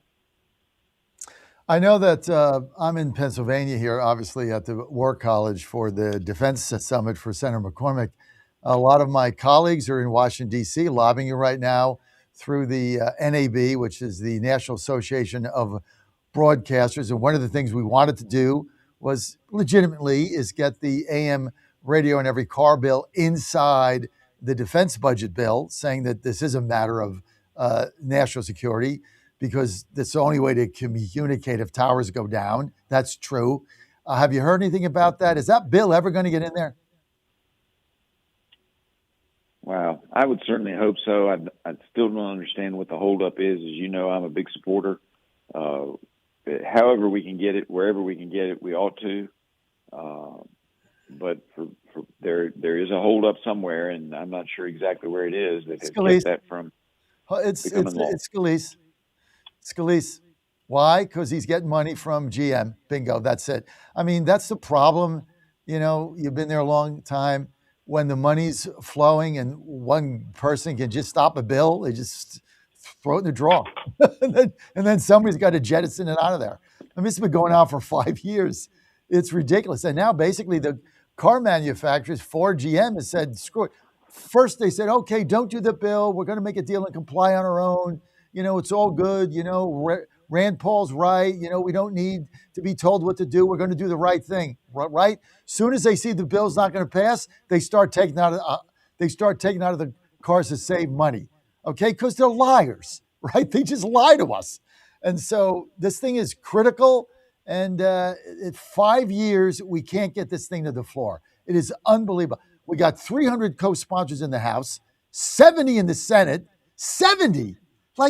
How do you get 70 people in the Senate to sponsor anything, right? And you can't get it. You can't get it. It gets out of committee, and then Scalise squashes it. It just sits there. Thanks, Steve. Whatever. It's just frustrating. We got to get this thing out of the Senate and passed ASAP. Okay, inflation down. What are your thoughts on that? Well, I think that's great, particularly in light of all the circumstances related to what's going on in the Middle East. The fact that inflation's down is a real credit to the policies of the president, because, you would expect them to be continuing to go up. I'd like to get them down some more. I'd love to see gas prices come down some more. But, but we're making progress, and that's what matters. And, what's amazing is the Democrats are harping on this every single time we go into the Rules Committee. They say, oh, these bills don't deal with, helping American families by lowering prices, but we're lowering the inflation rate. Doesn't lower the price today, but it will down the road.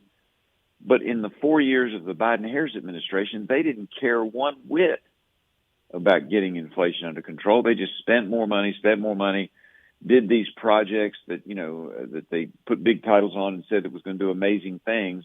And they spent a lot of money that was one-time deals instead of actually changing our infrastructure or changing the way we do things.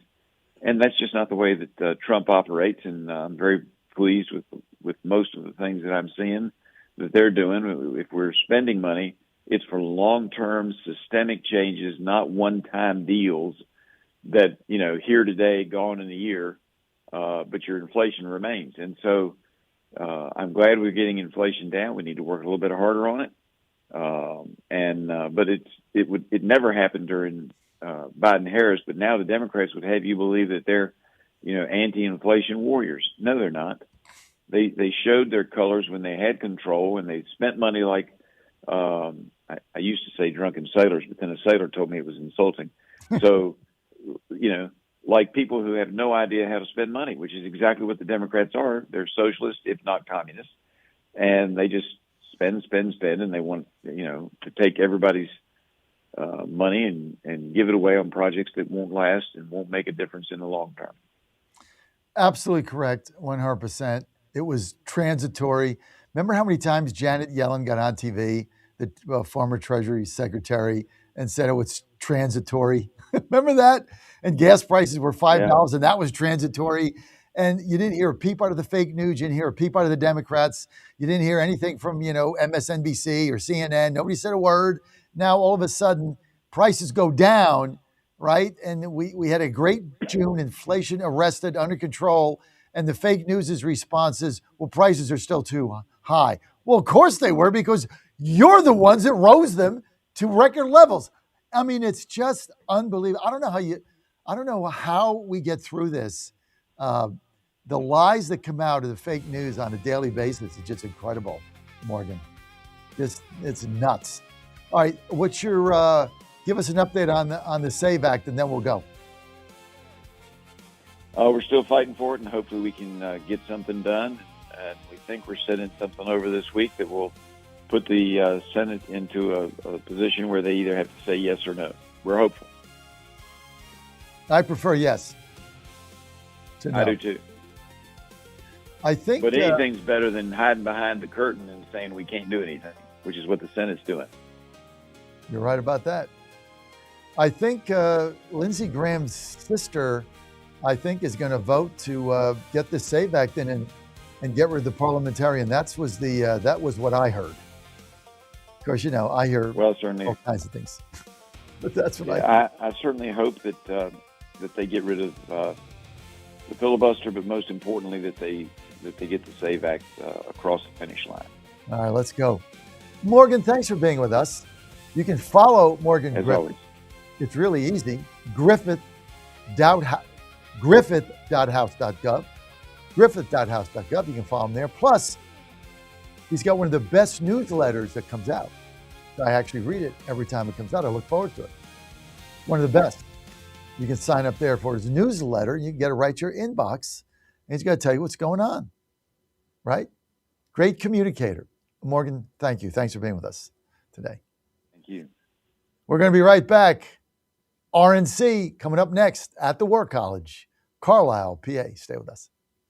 The Safer Supervision Act stops the waste and refocuses every dollar on protecting families from harm. President Trump's own pollster found about 80% of Trump voters want this fixed. It's time for Congress to get this done. Stop the waste. Protect our communities. Visit safersupervision.com. Paid for by the Reform Action Fund. Van Hillary has fought for America before, and he's ready to do it again. As an Air Force navigator in Desert Storm, Van's mission was simple: chart the course, stay on mission. When he came home to Tennessee, he won an election nobody thought a Republican could win. Then he did it again and again. For almost a decade, America First conservative Van Hillary has fought the radical left, stood with President Trump, and never folded, securing our border, cutting taxes, and bringing jobs to Tennessee. Radical Democrats are trying to hijack our country. President Trump needs a conservative fighter who knows how to win. I'll keep fighting to help President Trump finish what he started, keeping our border secure, growing our economy, and destroying the woke agenda. I'm Van Hillary, and I approve this message because I'm standing with President Trump to get America back on mission.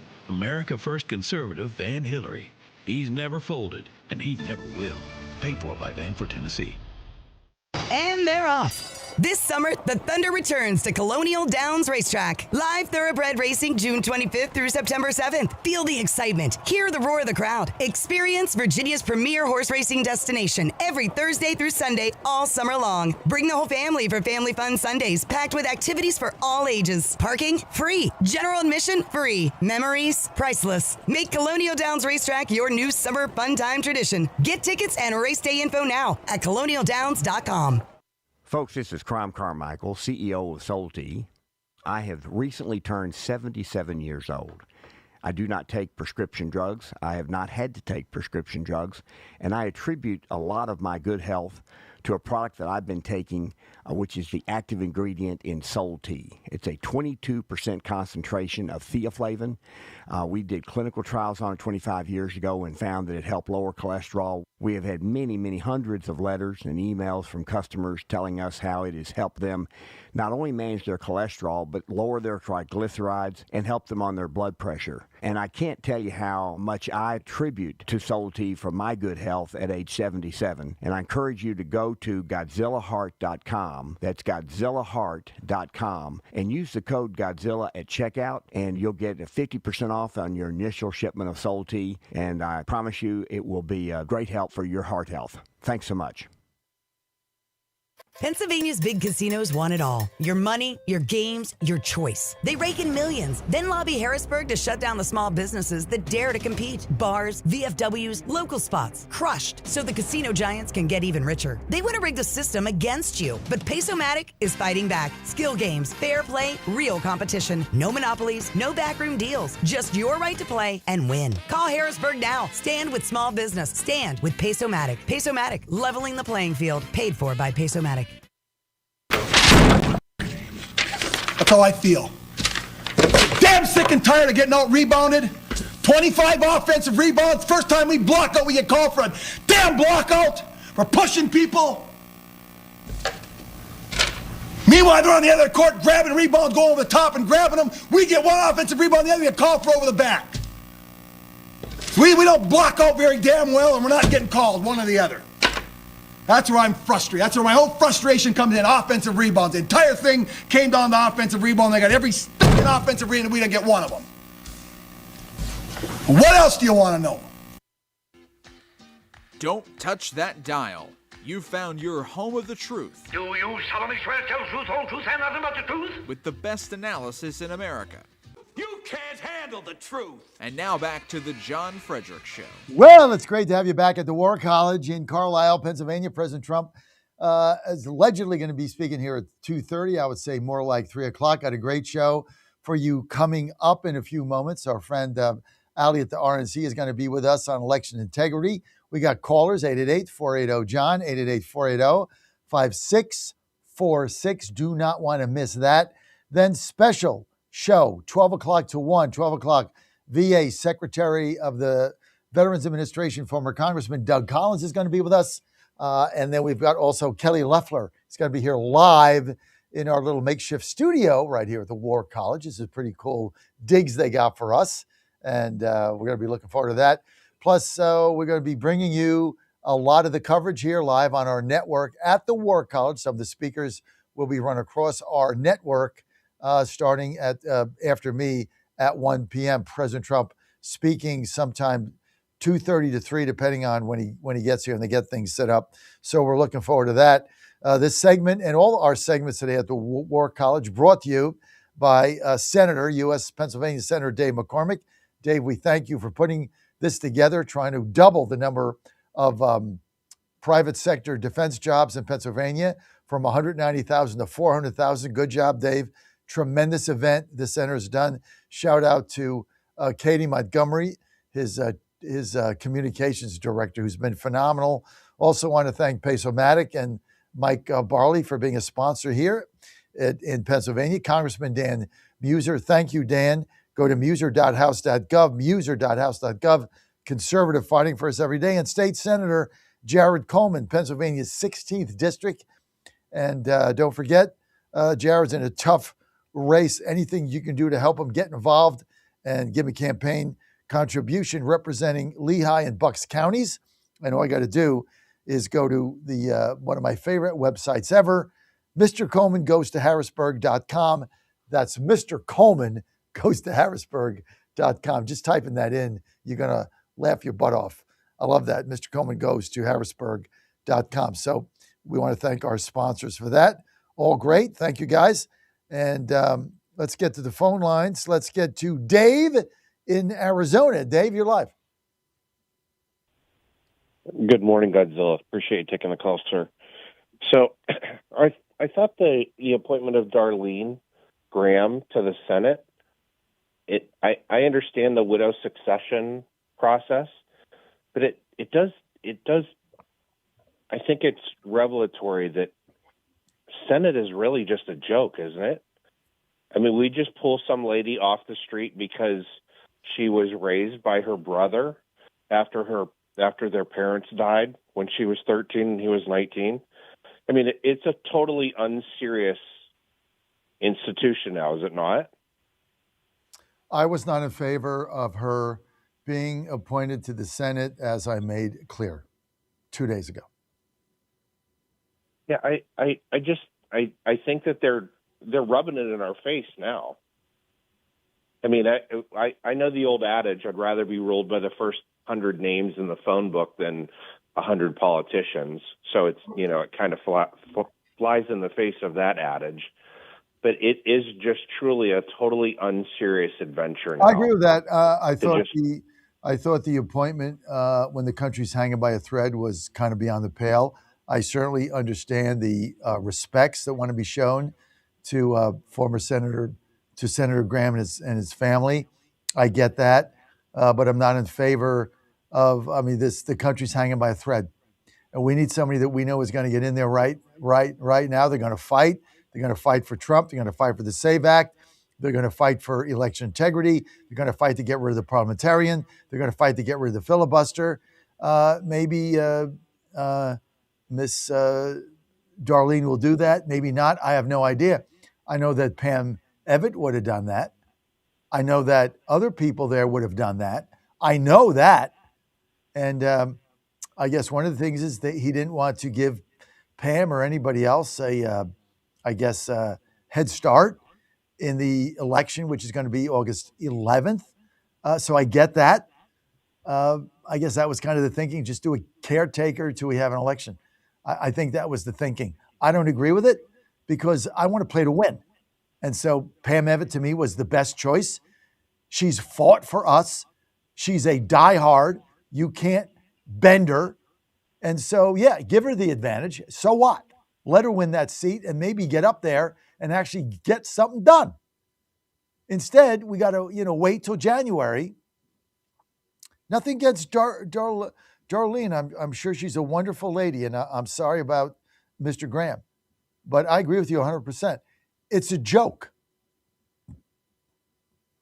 Here's my point. This is what I brought up to you first the last day of June. Why is Vice President Vance, who is also Senate President, not stepping in the gap? I mean, he's a guy from the Ohio River Valley like me. He's a fighter. He enlisted at age 17 in the Marine Corps. I think that he has courage, probably that I've never even thought of having. But where is he? Why is he not marching over to the Senate and telling John Thune, hey, by the way, you're one of 99 now, because we don't know where Mitch McChina is. You're one of 99 senators. I'm going to fire the parliamentarian. I'm going to take us out of regular order, which you do every time you pass a CR. You've been doing it for 30 years. We're going to call up the SAVE Act, and we're going to move forward, right? We've got stuff to do. Like you said, the republic is hanging in the balance. This institutional rot has been with us not for years nor decades, but generations. And I think we have one chance to thwart this and start turning the ship around. And it's a nearly Herculean effort that President Trump has to do seemingly by himself. So where's his running mate? VP Vance, step into the gap. So if everybody wants to light up the switchboard at the White House, 202-456-1111. We need VP Vance as president of the Senate to do what needs to be done. Let's go. We're burning daylight. Thank you, Godzilla. Dave, I agree with you. I don't think, I think you're right. I think the appointment of Darlene, where I really get it. I mean, I really get what they wanted to do, the tribute. But, you know, if you got a big majority and things are going well, fine. When you've got jihadists winning elections 2-1, and basically they want to overthrow America, and they've said that, they want to dissolve the Constitution, and they've said that, and we can't get voter integrity, and they said that, and they steal elections in front of our nose, and we can't get anything done. It's an unserious move. You're correct. Unserious. And the institution is a joke. And all this does is confirm what we've been saying the whole time. Basically it's a clown car with a bunch of old men in there that don't do anything. Now, the Democrats, they do things because they're communists and they want to get things done. We do nothing. Why isn't Vance there? I don't know, dude. Dave, I don't know. I don't know half the time what the hell they're doing. I have no idea. So on that, you're right. So thank you, Dave. Thank you. Thank you for the call. And we're going to put this up. Caller Dave, JFNM, who says, where is Mitch McChina? Dude, that's funny. We're going to put that up. Mitch McChina. Oh, man, it's like Weekend at Bernie's. Like, where is Mitch? You know where he is? Scott Jennings said he talked to him, but we have no record of it. Was it AI? Oh, my goodness. All in the day's work, right? Okay, let's get to our next guest. She was a little behind here, but you know what? It's okay. Ali Trillo is with us. Ali is at the Republican National Committee. She's the Election Integrity Communications Director. Ali, just so you know, I'm live in Carlisle, Pennsylvania today at the Pennsylvania Defense and Innovation Summit, with hosted by Pennsylvania Republican Senator Dave McCormick. Good to have you with us, Ali. Hey, John, thanks for being patient with me. It's good to be here. You know what? You're worth the wait, right? Thank you. Good things. You know, my wife has said to me for years, I've been married 3 decades plus. She's got a couple favorite lines. Here's one of them. She said, John, she says this all the time. Good things happen to people who wait. That's true. Patience is a virtue. No, she doesn't say that. She says good things happen to people who wait. You know what? There's good with the bad. The other thing she's been saying to me for years is when I leave, you know, say, hey, I'll be out of town for a week, you know, kiss goodbye. She says, absence makes the heart grow fonder. And I always took that as a compliment for years. My older kids didn't think anything of it. Finally, the little guy says, Dad, you realize that's not a compliment, right? Like, sure it is. He says, no, Dad, it's not. You got it backwards. Like when she says that, she wants you to go because like you're driving her nuts. Like you just don't get it. So some of these things they say, you know, could get flipped over. I just had a caller, Dave from Arizona. Tell us about your lawsuit in Arizona. It's going to be taken up by SCOTUS. Explain that, Ali Trillo. Absolutely. As we know, we are talking about securing our elections, and we are extremely excited to have our proof of citizenship to vote case go before the Supreme Court next term. That will be happening in October. Basically, what we're doing is we are defending Arizona's proof of citizenship right to vote. They have this law in Arizona. We have been defending it. It has been attacked over and over again by the left. And now the Supreme Court will hear if this is a legal and possible, law. And obviously this is common sense. So we know that we are hopeful about this case. What are the ramifications of it? Is it just Arizona? What does it mean if you get a favorable ruling from the Supreme Court? What does it mean, Ali? Well, similar to what you and I have been talking about with our mail-in ballot case, if we hear this before the Supreme Court, there could be national implications that could lead to more proof of citizenship requirements. But again, we have to see how the Supreme Court rules on this decision. But of course, we are hopeful that proof of citizenship to vote is a common sense policy that we will see nationally in every state. That is why it is so vital we passed the Safe America Act, which also includes that. It includes photo ID. These are common sense measures to protect the ballot box. And of course, here at the RNC, we want to see as many of those enacted into law as possible. Sounds good, except when SCOTUS in a 5-4 decision because of the Coney Barrett Roberts access, which it basically is, you got two people deciding everything now, basically says election day can go on in perpetuity until all the mail-in ballots come in. I don't know, it could be a month, a year, 6 months, right? So they didn't rule favorably on that. What gives you the confidence this will be different? Well, you know what? We have to keep fighting. It is our duty. It is our duty to our voters and to our country that we keep trying to defend the ballot box. So even though that decision wasn't what we wanted, look, we made it. We made it to the Supreme Court. People are paying attention. We have other ways that we can enact security measures around mail-in ballots. And I keep coming back to the Save America Act because Congress can act to protect our elections. And that is what we're fighting for. We have 160 cases right now in 36 states, all focused on election integrity, defending the ballot box, supporting states that have common sense legislation like Arizona that we're going to see being taken up by the Supreme Court. So we'll keep fighting. Our position on Election Day hasn't changed, and we'll continue to explore every avenue to defend that. Listen, Allie, I get what you're saying. You guys have got to fight this and bring it to the Supreme Court. And then you got to make your case in front of them. You can't predict how they're going to rule, but you got to bring it in front of them. And this, to me, I agree with you. This is the biggest no-brainer in history. You got to, to vote in the country, you should be a citizen, right? That's basically the basic right.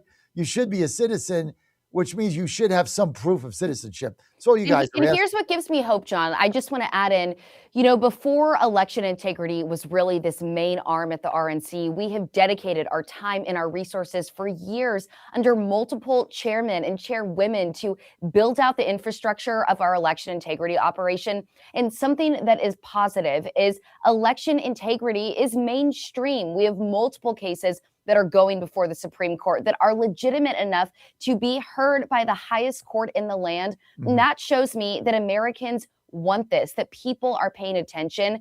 And I think the more that we continue to wage warfare across the country, the more we'll see people get fired up and want to see us win and want to see the ballot box secured. So this is a positive in our opinion. And again, we will keep fighting and will not stop. Well, look at how many illegal voters now that Harmeet Dilling is starting to prosecute, like the Democrats saying, oh, there's only a voter here, a voter there. I mean, she's finding hundreds of them coming out of the woodwork. Yeah, you're exactly right. And I think we talked about this last time, but we just partnered with the New Jersey GOP, and through a loophole in their system, they have hundreds of non-citizens on their voter rolls, and they even have these non-citizens asking to be removed so that they can find a path to citizenship. We have proof they're voting in elections. Just a couple of weeks ago, there were some news headlines about an Australian non-resident that was voting in multiple elections. One too many non-citizens voting in American elections is one too many. This is happening, and Democrats want to continue to gaslight the American people, tell them this isn't happening. We have the proof, and we have to do something about it. So where are we in the SAVE Act? We're with Ali Trillo. She is the spokesperson at RNC for election integrity. Where are we in the SAVE Act now? Look, President Trump has made it extremely clear. The Save America Act needs to get passed. It was passed in the House. Now we are looking to get it over the finish line in the Senate. And our job here at the RNC is continuing to draw attention to why this legislation is so important, specifically with our loss on our Watson case, our mail-in ballot case. We lost that in the Supreme Court, but there is still time to impose regulation around our mail-in ballots and security measures, and that is through the Save America Act. So there is no more important thing, in our opinion, that gets done in Congress than, of course, getting the Save America Act over the finish line and signed into law. Well, that was a loophole that the Supreme Court, that Coney Barrett and Roberts, the axis of deceit is what I call it. That was a loophole Roberts put in, is that this has to be addressed legislatively. So therefore, the SAVE Act has the ability, according to SCOTUS, to be able to do that. What do you look for in the confirmation of Todd Blanche? We are continuing to support this movement going forward and continue to work hard to ensure that we have people in leadership that want the best interests of the American people. So I know we have a couple statements out from our chairman. You can go to our website, GOP.com, and read all about our reaction from him. But again, it's very important that we continue to support people in our country, leading our country, that want the best for this nation. I think that that's what we are seeing playing out right now. Give us your insight on the clown show nominating process that's going on in Maine for the Democratic Senate nominations, like a 13-day nominating process. I've got everybody in there, and his brother has gone in from, bozo to soupy sales a little before your time. What do you think of that? Well, it's absolutely ridiculous, as we know, and it actually has an election integrity arm to it, because Democrats keep saying democracy dies in darkness. And you know what? Here at the RNC, we want to help turn on the lights. They should welcome election integrity measures to their convention. They are hand-selecting 600 people. There's party infighting. People, Democrats that voted for Plattner now may not even have a chance to select the next candidate. So we know that this is a shady backroom deal. We know the candidate quality of these other people is just as bad. We have Shayna Bellows, who is an anti-election integrity leader. She has voted against common sense photo ID. She even tried to get President Trump kicked off the ballot in Maine in 2024 until the Supreme Court intervened. So what the biggest positive for us here at the RNC, Democrats are eating their own. They have horrible candidate quality. And for us here at the RNC, we don't need to convince our voters to vote Republican, because the people that we are putting on the ballot are strong leaders of character. So it's a pretty easy decision for us. Ali, tell us about, I just want to get to this main thing, because we've not really covered it, but you just said something I want you to share with our audience, right? So the nominating process for their Democrat nominee for the U.S. Senate is going to be decided, I think not this weekend, the next weekend. The 25th, yes. The 25th. It's going to be decided on July. You can't make this stuff up, Ali. It's going to be decided on July 25th, and it's going to be decided in a convention. And I guess they keep voting until, one person emerges. Many of us that were in Virginia understand how corrupt that process is. That's why I hate conventions. But that's how they're going to do it. But the thing is, when you have a regular convention, people sign up. They become the delegates. They got to, in some instances, you got to get on the ballot. But you sign up, you got to go through a process to be a delegate, submit your petitions, whatever. Here, the system is so rigged, Ali, they're picking somebody in the main Democratic Party is choosing who the delegates are. Well, look, Democrats always say no kings in America. And if they truly believe that, then they should not be handpicking their successor to Graham Plattner. This is an old trick out of the Kamala Harris playbook. The Democrats shoved Joe Biden aside when they felt he wasn't viable and hand-selected Kamala Harris. And we're seeing this old trick yet again. Everything that Democrats claim they stand for, they do the opposite. And I know we started this interview, John, with actions speak louder than words and different sayings. So take a look at Democrats' actions. It does not match their words, and it's a disaster. But it's great for us. It's great for the Republicans. So who is choosing the 600 Maine delegates? Like, is that the chairman of the Maine Democratic Party? Like, who's choosing these people? Because you're going to choose the people that you want to make the selection you want. So the whole thing becomes a sham. Yes. Who's actually choosing the 600 people?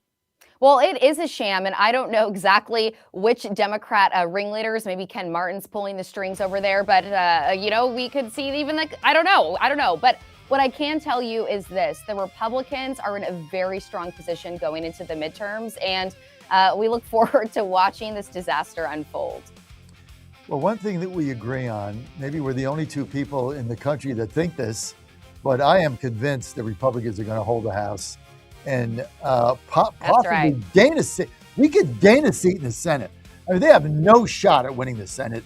Collins is going to win this thing going away. We got a shot in North Carolina. I know it doesn't look good, but if you know Michael Watley, Guy's a closer. He's going to close this thing. That's right. You know, I'm not sure he's going to win, but it's not 7 or 8. The polls are showing 7.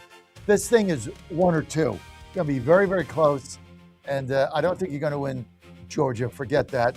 Ossoff's going to win the landslide, so you can forget that. But I think you're going to win Michigan. That's going to be a pickup. They're going to hold Maine. And we got an outside shot with Watley. I don't count Watley out. Don't count him out. He's a closer. I'm telling you.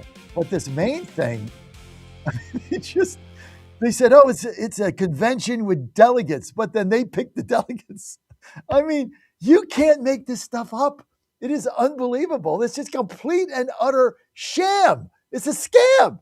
And that's how they're going to pick their candidate. I'm going to pick the people that's going to pick who I want.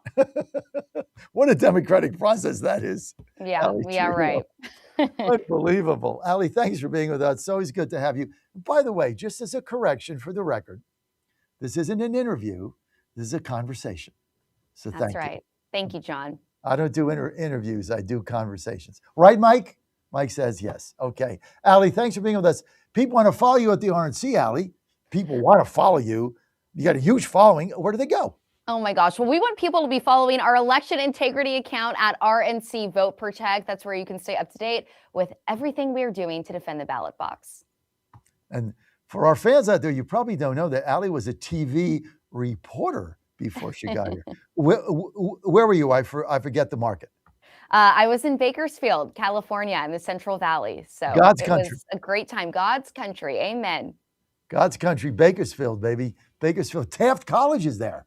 One of my favorite baseball coaches. So Bakersfield, great place in the Valley. Only conservative area, basically, in California. Beautiful location. But they need to get an Amtrak extension there because you go there on Amtrak, we got to take the bus. John, don't get me started. We could go in the high-speed rail route. We don't even want to go down this path, okay? Thanks, Ali, for being with us. What's the follow again?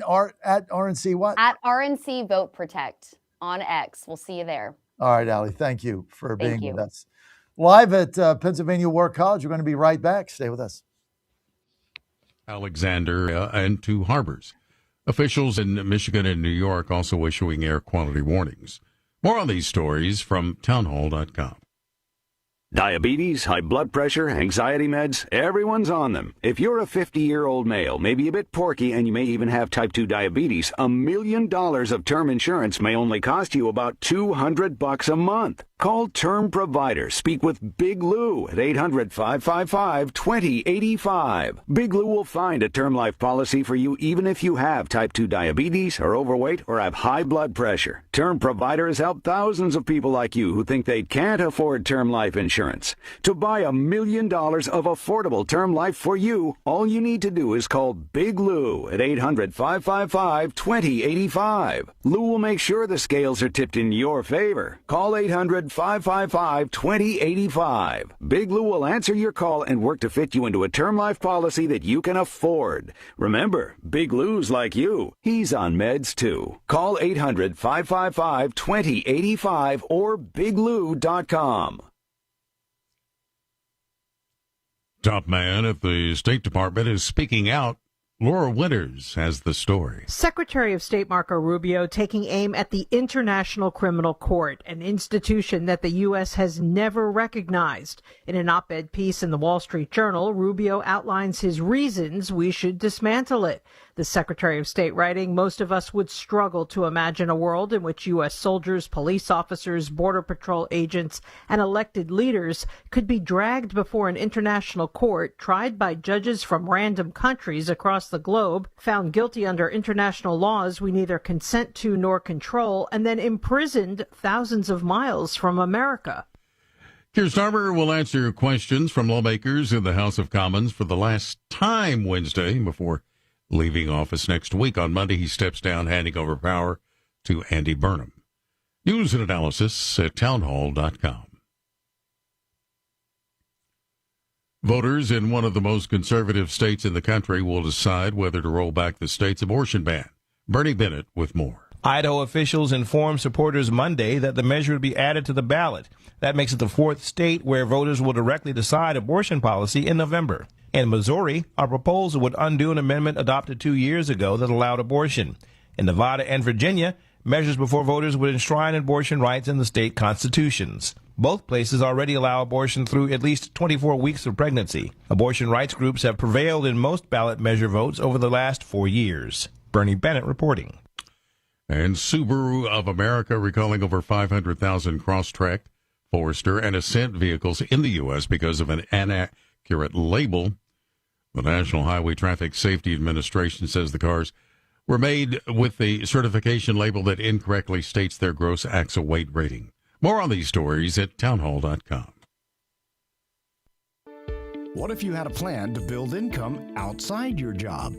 At Lifestyles Unlimited, you'll learn how people are investing in real estate to grow their income and make smarter financial choices one property at a time. Right now, join us for just $297. That's a savings of $443 off our real estate education program. Text RADIO to 88007. That's RADIO to 88007. Presented by Lifestyles Unlimited. Washington is wasting $500 million every year on a federal supervision system that doesn't work. Probation officers are overwhelmed. Resources are going to people who pose zero threat, while actual dangerous individuals slip through the cracks. The Safer Supervision Act stops the waste and refocuses every dollar on protecting families from harm. President Trump's own pollster found about 80% of Trump voters want this fixed. It's time for Congress to get this done. Stop the waste. Protect our communities. Visit safersupervision.com. Paid for by the Reform Action Fund. In 2008, the amount of concentrated time people could spend on a task without becoming distracted was 12 seconds. 5 years later, it was only 8 seconds, 1 second less than a goldfish. If you're often distracted or have trouble recalling information, you're likely to fall behind in the demanding, fast-paced 21st century. In other words, brain performance is more critical now than ever.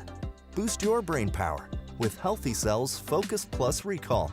Science-backed nootropics to help you sharpen focus, concentrate longer, enhance recall, improve mental speed, learn rapidly, and be more alert. It's a pill-free brain supplement made with maximum absorption ingestible gel technology, designed to feed your brain at the cellular level. Take it for a test drive. Go to healthycell.com and use code GODZILLA for 20% off your first order of Focus Plus Recall. That's healthycell.com, code GODZILLA for 20% off. This is Crom Carmichael, CEO of Solti. We got a wonderful email from one of our customers up east named Joe, and here's what he had to say. I started taking Solti almost out of desperation with little hope because I was resigned to the futility that although I was up to taking 2 statins a day, high cholesterol was something I just had to learn to live with. In fact, when I turned 60, after taking a stress cardio test, my doctor called me on a Saturday, which of course is never a good sign, and told me that I was clogged more than 95% of the people my age. I had an angioplasty and a stent procedure done at that time. Today, my stubborn triglycerides are only 1/3 of what they had been before starting taking Solti. My prescription statin dosage has shrunk from 60 milligrams to only 10 milligrams a day. My primary care doctor that I have had for many years still can't believe the results, and neither can I. Thank you, Solti, for providing such a wonderful product. And folks, I want to invite you to take care of your heart also by going to GodzillaHeart.com. That's GodzillaHeart.com. Use the code Godzilla at checkout, and you'll get a 50% discount on your initial shipment. Thanks so much. And they're off. This summer, the Thunder returns to Colonial Downs Racetrack. Live thoroughbred racing June 25th through September 7th. Feel the excitement. Hear the roar of the crowd. Experience Virginia's premier horse racing destination every Thursday through Sunday all summer long. Bring the whole family for Family Fun Sundays, packed with activities for all ages. Parking? Free. General admission? Free. Memories? Priceless. Make Colonial Downs Racetrack your new summer fun time tradition. Get tickets and race day info now at colonialdowns.com.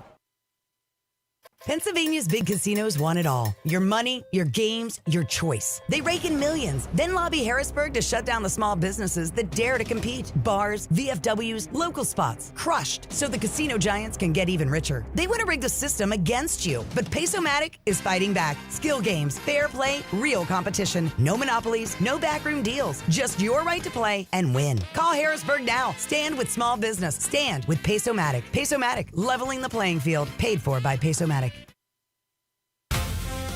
Live from the studios of the John Fredericks Media Network, it's The John Fredericks Show. Grab yourself a cup of 1775 coffee, sit back, and get ready for the best 4 hours of talk in the universe. To be part of the show, just call our toll-free number, 888-480-5646.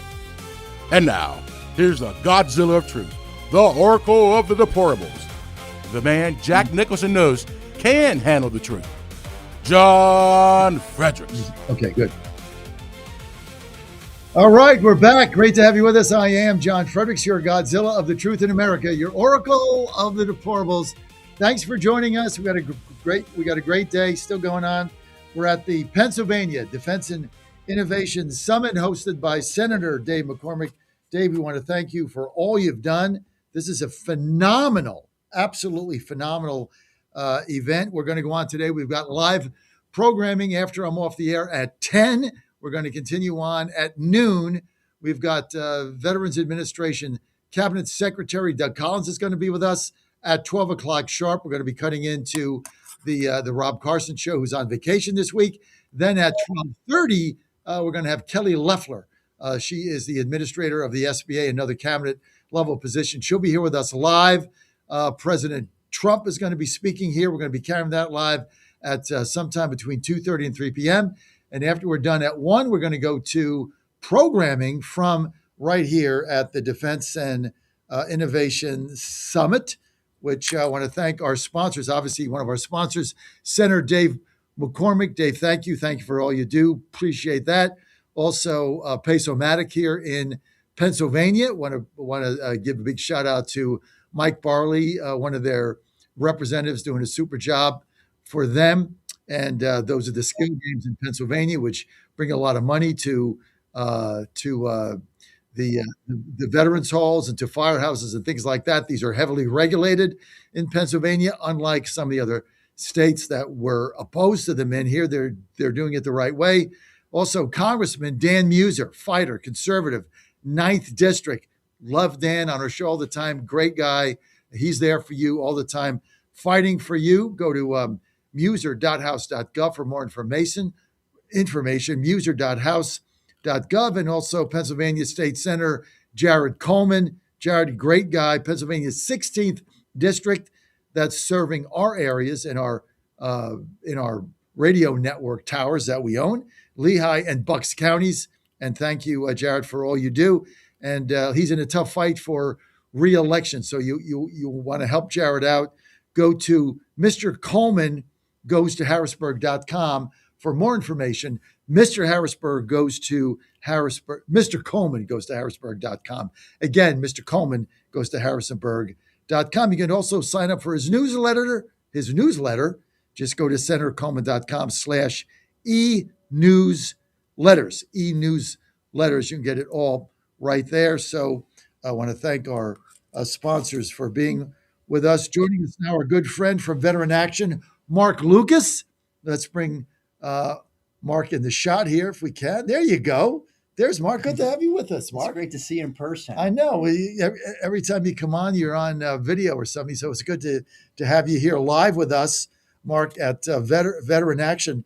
I'm just going to get right to it. We're going to start with this summit and then go on to some of our frustration, mutual frustration in the Veterans Administration right now. And our good friend, Congressman from Florida, I'm not even sure she has any idea what the hell she's talking about. We're going to get into that. But first, let's talk about the Pennsylvania Defense and Innovation Summit. I've been here for 2 days. I am blown away by the number of CEOs here, the number of exhibits here, 2 floors, and what Dave McCormick has been able to put together. He's only been a senator for 18 months. Look what he's put together. This is unbelievable. incredible summit. Over 1,300 people are here. 600 of those people are C-suite level executives. So these are decision makers. And this really builds upon the success of what Senator McCormick did last year in Pittsburgh with the energy summit. With the energy summit. And they had close to $100 billion of deals that they announced in Pittsburgh last year.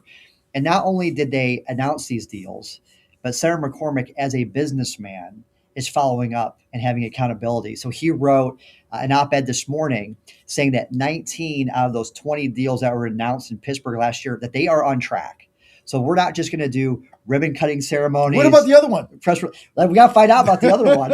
I want 20 and 20. But he's a guy that's not just going to do these announcements, not just going to cut campaign ads. He's going to follow up as a CEO and say, where are the jobs in Pennsylvania? Where are those billions of dollars of investment? And so now we have the Defense and Innovation Summit here in Carlisle, Pennsylvania, the home of the U.S. Army War College. This is a great choice to have it. Outstanding location. And they've got the Army University down the hall from us. This is where a lot of the innovation comes in the officer corps within the United States military. A lot of story tradition here. So very fitting place. And we've got President Trump here, the Secretary of War, Pete Hegseth, my good friend's going to be here today. We have Dan Driscoll from the Army. We have the CIA director. This is Ratcliffe is here. It's basically a show of force for Senator McCormick, saying this is how important Pennsylvania is, not just to me as a senator, but to the nation. The amount of investment in the defense industrial complex here is incredible. You've got Hanwha, a major shipbuilding partner with President Trump. They're making a $5 billion investment to revitalize the Philly shipyard. And I'm going back to Iowa, my home state. I'm telling my delegation, look at what Senator McCormick was able to accomplish here in Pennsylvania. It's setting the standard for every senator. And one point I'd like to make as well, you and I have worked with a lot of politicians, whether it's in the House or the Senate, governors, all across the country. And I've never seen a Senate office that has a position that's called Commercial Development Officer, which is held by McCormick's good friend, Kevin Miller, who is closing deals here in Pennsylvania. So it's just really a blessing to be here with you, to be here with the senator. Well, he's merged his political office with business, with getting business, much like President Trump has done in getting all this investment in. But he had because he was the CEO and he ran a company, he gets it. And he understands that he's got an opportunity to advocate, almost like, the president of the Pennsylvania, Chamber of Commerce, to advocate to get businesses here. And then he's got the power as a senator to have some influence over who comes in and what kind of deals are made. So he's melded that together. So rather than, Rand Paul that basically gets up there and bitches every day about something, doesn't do anything, you get a senator that's actually bringing jobs here. That was one of my first impressions when I came on site. Sorry to go off on Rand Paul, but I'm not a fan. I was like, wow, this is what happens. Just looking at the event, looking at the venue, looking at how professional it was. I said, oh, this is what happens when you have a United States senator who's actually done something in his life. Right. Instead of just talking about things and being a politician. Just talk. He is a doer. In Pennsylvania, I was texting with Jack Posobiec yesterday. I was like, you are blessed to have a guy like Senator McCormick representing your home state. He's done so much good things for Pennsylvania. No doubt. Let's get to the Veterans Administration, because your organization is Veteran Action. You've got a pretty good pack that you guys are involved in, but I know that there is a number of us that follow the Veterans Administration that there's a little frustration going on with the lack of progress in some areas. Will you define that for us, Mark Lucas? Absolutely. I think it's important to start from the beginning of Trump 1. When he ran for president, he had a 10-point plan of how he was going to reform the VA. And I was an early supporter of President Trump. I live in Iowa. I caucused for him when it was unpopular back in 2016. I stood by him after the Mar-a-Lago raid. And I worked with President Trump when I led Concerned Veterans for America in his first term. Pete Hegseth was my predecessor at CVA. We served together in the National Guard. And so Pete and I really wanted to focus on healthcare choice for veterans. So we believe that if you served your country in uniform, and if the VA can't see you in a timely manner, that you should be able to go out in the community. President Trump endorsed that 100%. And so I helped President Trump pass two of the most historic reforms at the VA. It was the VA accountability. Oh, that was huge. That was back in Because remember, 2017. under Obama, like people were dying. Yes. I mean, they couldn't get care. It was all a scam. People were changing, like they were changing the logs. Remember that? It was the VA waitlist scandal in Phoenix, Arizona. That really brought to light the systemic problems with healthcare access for veterans. They literally let people die on secret wait lists. And that was really the impetus of the Accountability Act. And Trump was like, well, hey, if you're a bad VA employee and you're allowing veterans to die, I think I should be able to fire you. And also, we should protect those whistleblowers to come forward and say, and hey, that got Democrat votes in the Senate. That bill. It did. Yeah. It was bipartisan.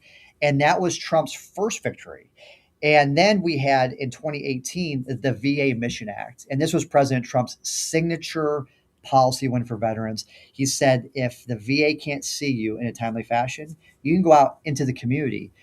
So let's fast forward to today. After those huge, with the same coverage. Yes. And with those huge VA victories in Trump's first term, myself and others, we thought the second term is going to be even more successful for veterans. And I was helping with Pete Hegseth's confirmation. I never had an aspiration to start veteran action. But as I was working on the confirmation, Pete and I and some of our old friends within the veteran community started talking about the problems that we were still having at the VA. I said, guys, I thought we fixed this with accountability and with the Mission Act. And so I started Veteran Action because I said, guys, I know how to fix this. We started C4 to Super PAC. We hold these politicians accountable. Well, today we have seen almost 2 years into Trump's second term that we have a lot of the same problems with veterans being denied access to community care. You have VA bureaucrats who are literally breaking the Mission Act, breaking the law, and playing games with scheduling and not allowing them to go out into private healthcare because they want to keep veterans trapped in a broken system to protect their bureaucracy. It's not about taking care of the veteran. It's about how can I protect my budget, my facility, my job. And a lot of us in the veteran community are looking at VA Secretary Doug Collins, and we're saying, where are you at on these issues? Right now, we have the Take Care of America's Veterans Act that's going to be voted on in the House of Representatives on Thursday. We just cleared a major rules hurdle earlier this week. We expect there to be bipartisan support. I'm already hearing that there's Democrats that will support this bill. And the reason why we support this bill and that we're asking for the VA Secretary to come out publicly and endorse it is because it includes the Veterans Access Act. And this Access Act codifies what President Trump did in the Mission Act.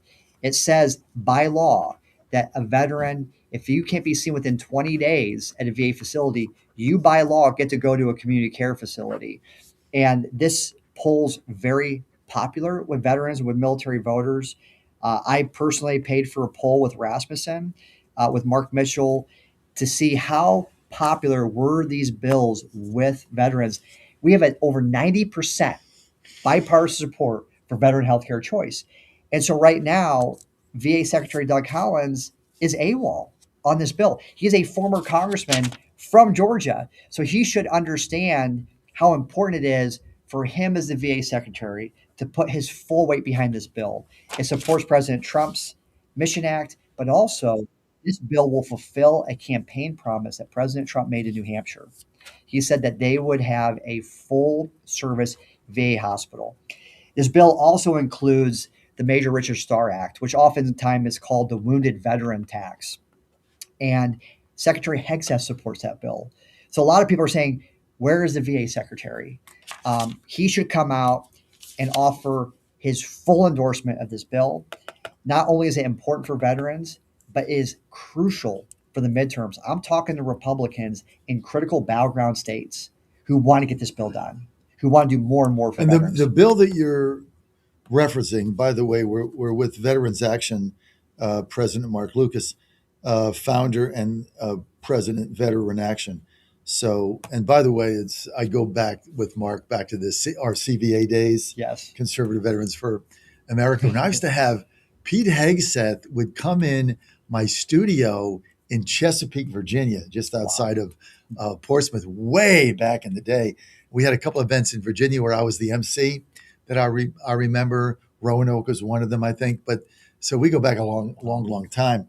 And Pete's a grassroots guy. He's That's a what he does. grassroots guy. I mean, that's why the troops love him. Well, that's the first time I met Pete, and he was on tour with a lady who was a helicopter, a machine gun pilot.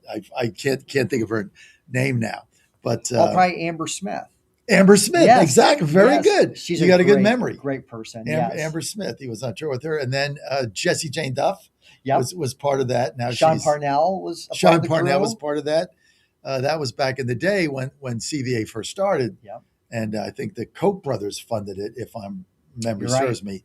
But and it's the big issue was Obama's failing the VA. People are dying, as we said, all the things. But tell us about the Take Care. You're talking about the Take Care of America Veterans Act. The key to the thing is giving veterans. We want to codify the law that gives veterans access to any community health facility after 20 days if they can't get the care at the VA with the same coverage. Why wouldn't Doug Collins, VA secretary, be in favor of that? Why is he dragging his feet on it? That's a good question. As you've alleged. Yeah, that's a good question. I think there's some people that think that this bill is a threat to the people, right? And I've talked to a lot of people on Capitol Hill when they're out of their home district, right? Even Republicans who say they support veterans, they believe they earn that healthcare choice. And behind closed doors, they get a little bit worried about offering more choice because they're like, well, is that going to impact my VA hospital? Is that going to impact my jobs in my district? And everybody seems to, well, I say everybody, but a lot of people say, well, my VA hospital is great. I'm a politician. I want to double down on my VA hospital. I want to provide more jobs for my district. So a lot of times they talk a big game because they know politically it is popular, right? My poll shows that 90% support for healthcare choice. But then they start to get a little bit skittish when it comes to passing bills that will provide veterans more healthcare choice. And the VA labor union is very engaged. They never want veterans to leave the broken healthcare system. I can't make this up. There's a book written by Philip Longman called Best Care Anywhere. And he makes the case that the VA should be the healthcare standard for all of us, for all of Americans. So you have these people that are really entrenched. It's the worst. Oh, it's the worst. Ask me, ask a lot of veterans. Anybody. It's the worst. And the great thing is, and why I think this bill makes so much sense, the choice is the veteran. If he likes the VA hospital he goes to, go. I'm not going to be like Barack Obama that says you can keep your own doctor and renege on that. No, you can go to the VA hospital. Who's the sponsor of this bill? Chairman Bost in the House, and we got Chairman Moran in the Senate. And it's a very good bill.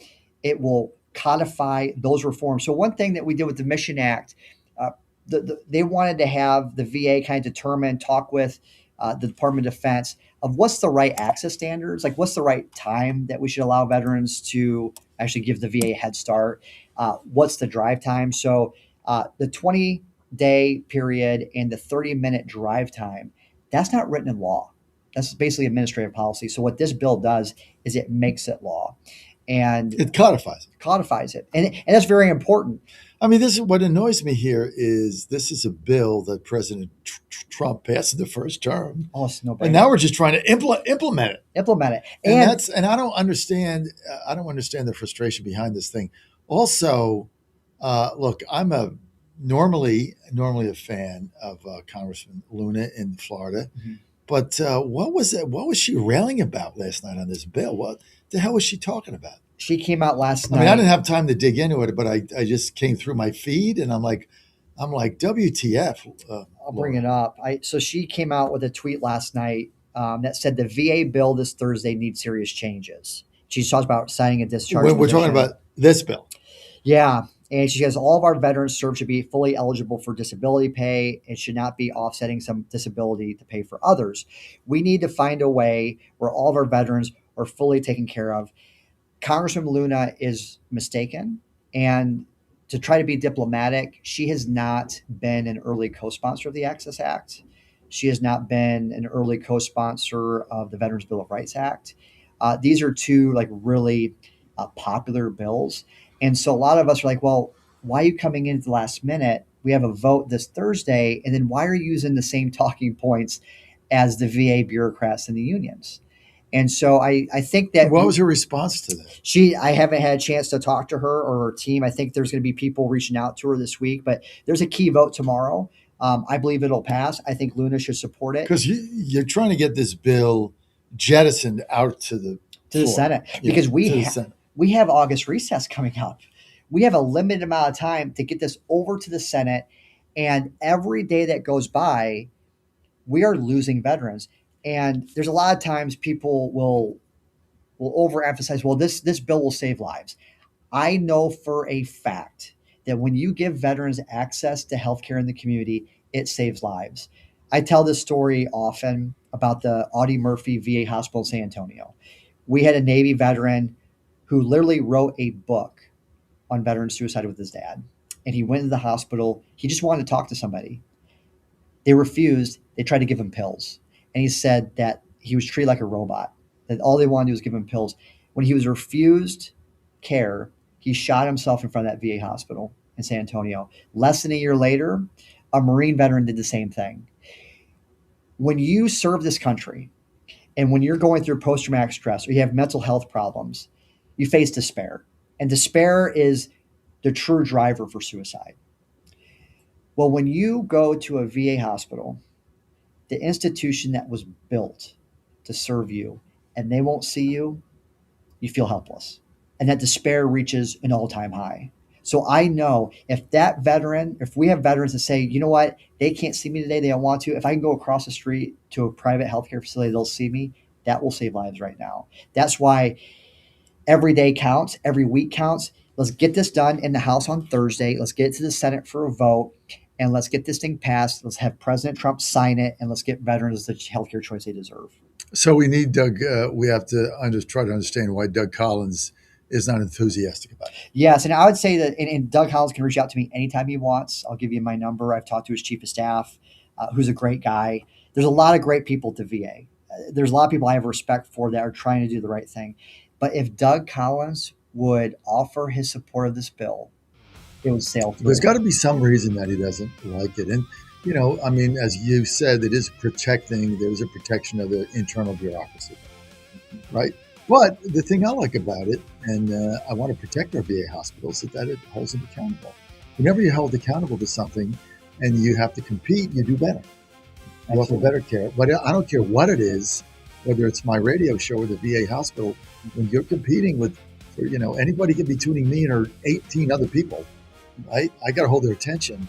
And if I'm BBC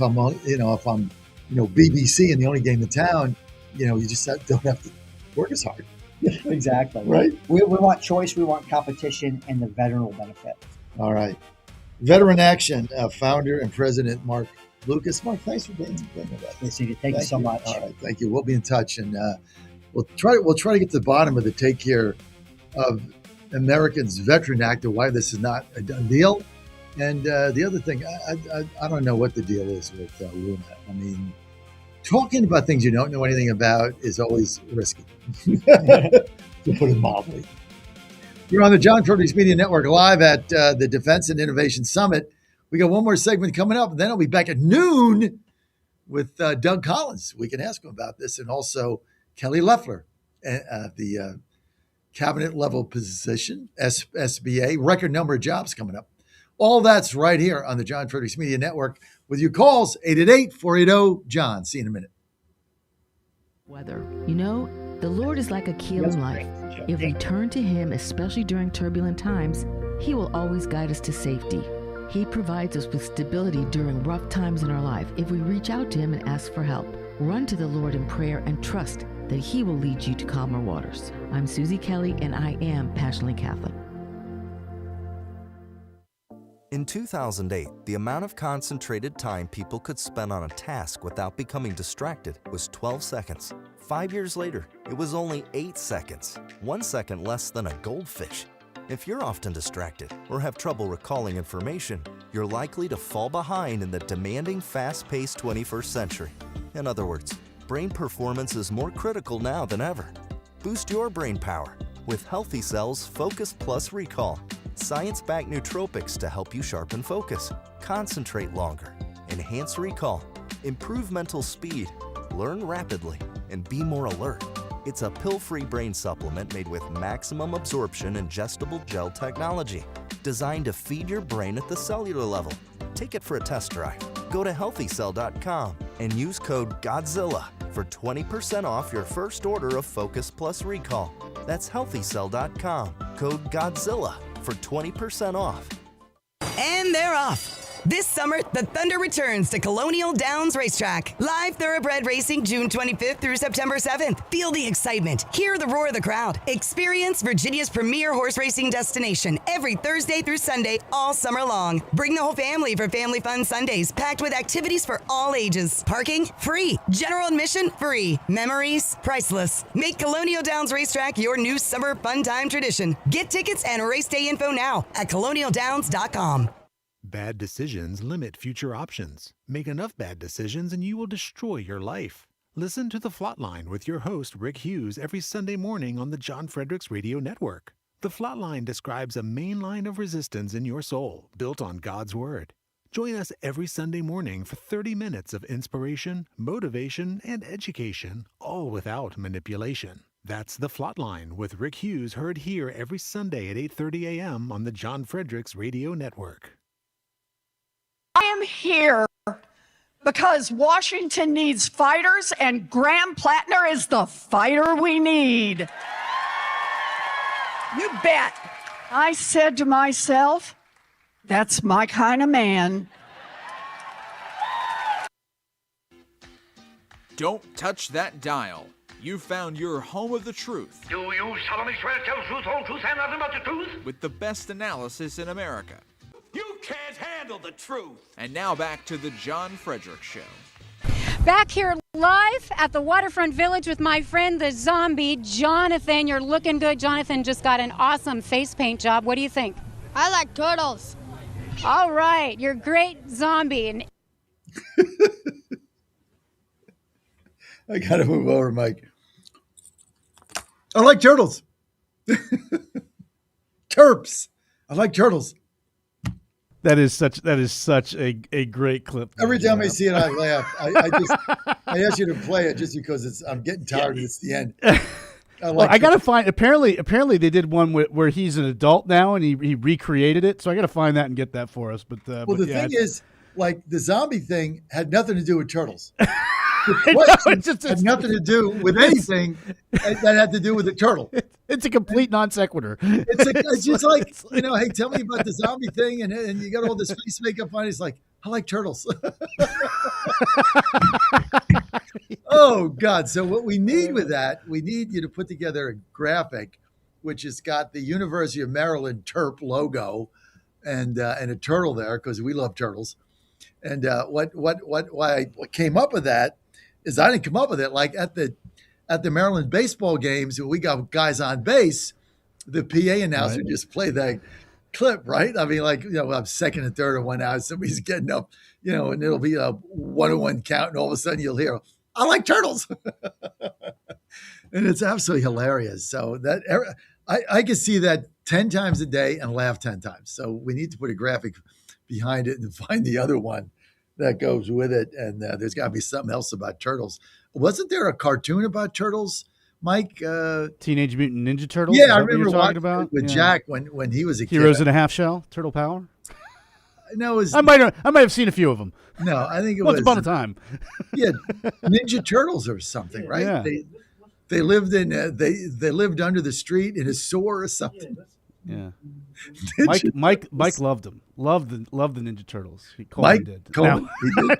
I used to watch it with Jack. I think Joe is too old. I don't remember which of them, because you forget, you get older. But Coleman is somehow about 10 years younger than I am. I think he's too young maybe for the Ninja Turtles. They were really big right before he was born. He said, "Oh, he knows it." He watched it. Yeah, that means okay. So I probably watched it. I don't know who I watched it with. both kids maybe, but all I remember is they lived in the sewer under the street is all I remember. Yes, with their sensei Splinter, the overgrown rat. You would have loved him. That's right, the overgrown rat. He left. You got him out of D.C. and he went to New York and became an overgrown sensei. Oh God, it was hilarious. That's all I do remember that. Huh?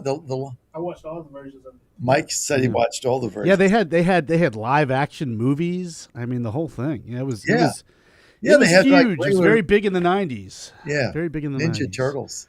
I love turtles. TV shows. Very big in Sheboygan. Very big in Sheboygan. Sheboygan. What was your favorite? My favorite cartoon that is my favorite of all time ever, and I watched it. Okay. Every Monday night at 7:00. We never missed it for years. Probably when he was like 6 or 7 to right up when he was like 12. We never missed it. That was our Monday night thing, and it was called The Regular Show. The Regular Show. The Regular Show. I don't think I've You ever gotta even look heard it of up, that. dude. It's The Regular Okay. Show. It was the best cartoon ever made, ever. Really? Oh, Yeah, wow. That's The quite Regular the Show. endorsement. Now I really Yeah, have we to look it up. watched. We never missed it, and then it finally went away. And I know we were heartbroken when they said this is going to be the final episode because it went on for years. And we watched. It was at 7:00 on Monday, and it was some episodes were 15 minutes and some were a half hour. But every Monday it's What 7. channel? What channel did it come on? I think it was on PBS. Wow. Might have been on PBS or just one.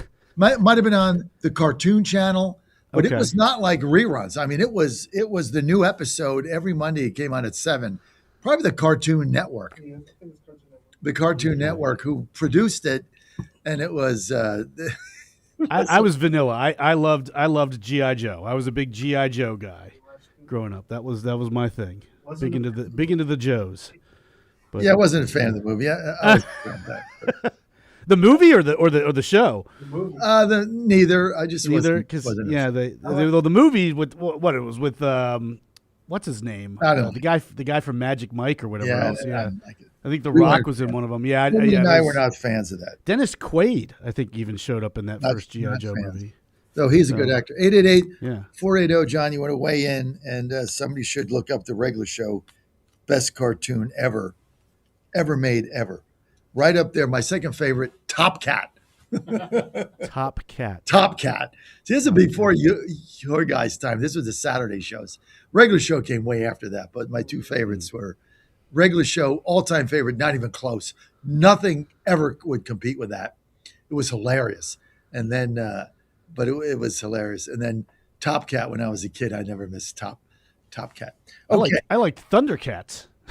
That was different. That was an off. That was that different. That was a Top spinoff. Cat That was a spinoff You're from going Top into Cat. you're going into cartoons. Thundercats was like the Frasier of Top Cat. No, The spin-off. Go away. Okay, just go away.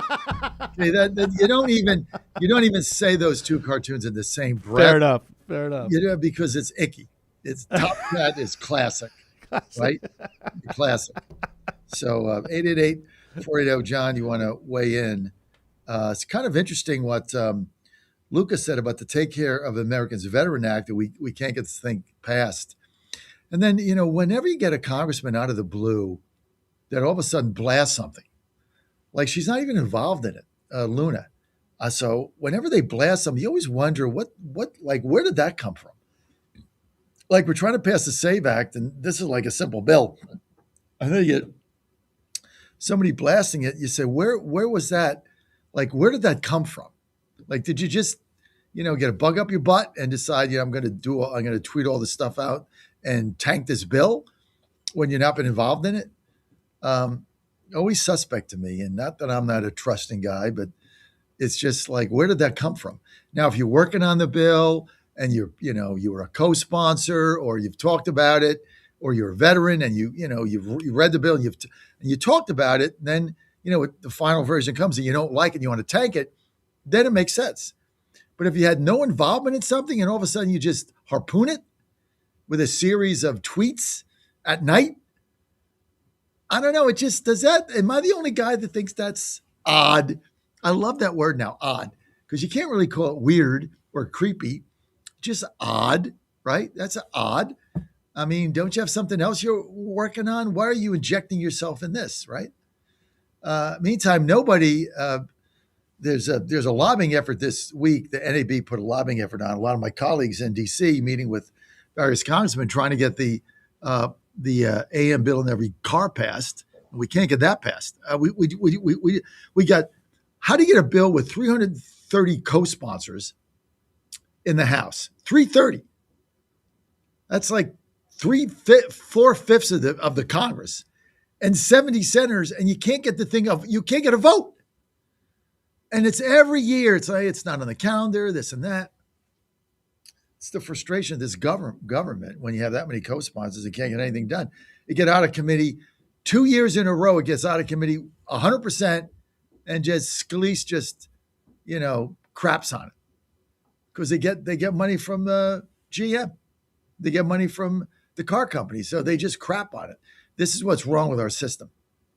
It's just not good. Now, I tell you another thing that we have to look into, that we really, really have to look into, and that is what is going on in Cuba right now, right? So our government is trying to free the Cuban people from the horrific communist regime that is in charge, that has been starving their people forever, keeping them in poverty.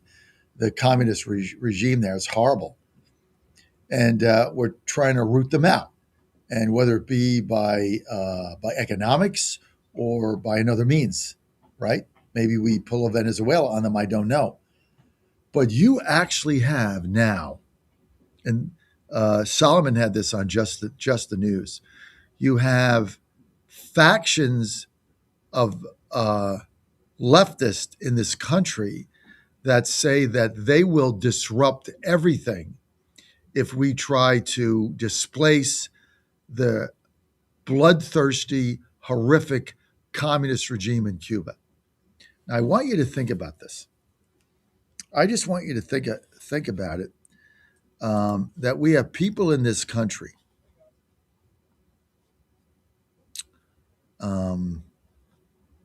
let me see if I can find it here.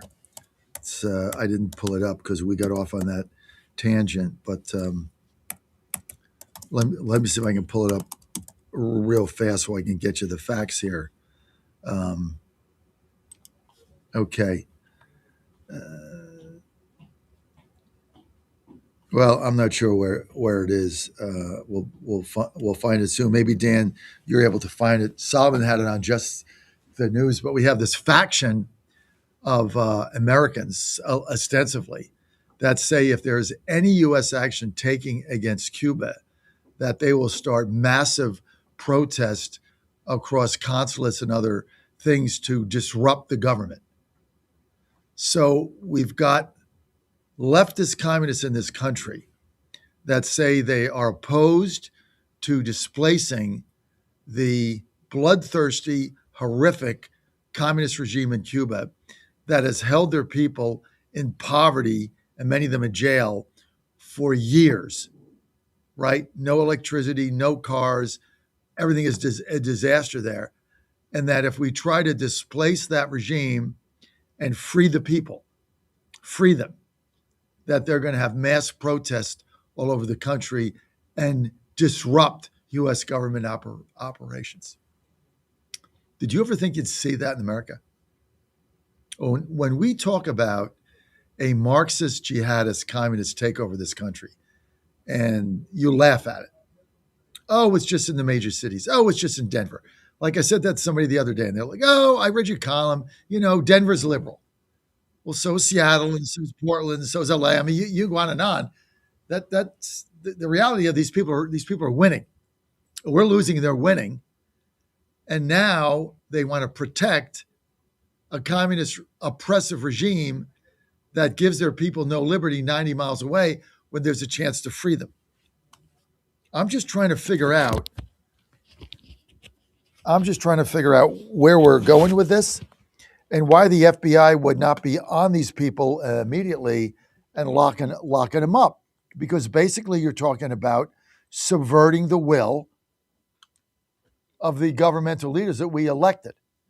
I mean, if Hegseth, if Trump, if his cabinet, if they decide to displace the leader, the communist regime in Cuba, like they did in Venezuela, if they decide to do that, and then we have people in this country, it's what you can protest till you're blue in the face. You can march up and down Pennsylvania Avenue, K Street, whatever you want to do, right? Put your masks on and be idiots.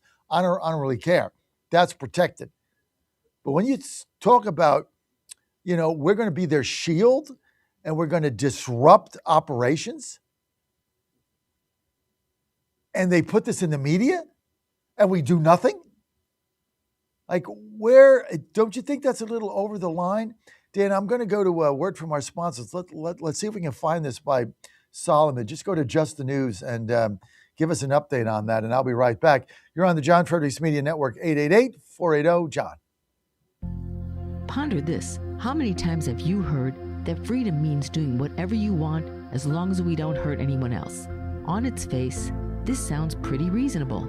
But when you think about it, everything you do has an impact on someone or something. Let's say we overindulge in drinking. The immediate impact may be that we cannot get to work on time the next morning or even at all. Let's say we eat whatever we want, whenever we want. When health problems ensue later in life, your family, your friends, and your community may be impacted. For every action, there is a reaction, and this is Newton's law of physics. But it applies to our spiritual life as well.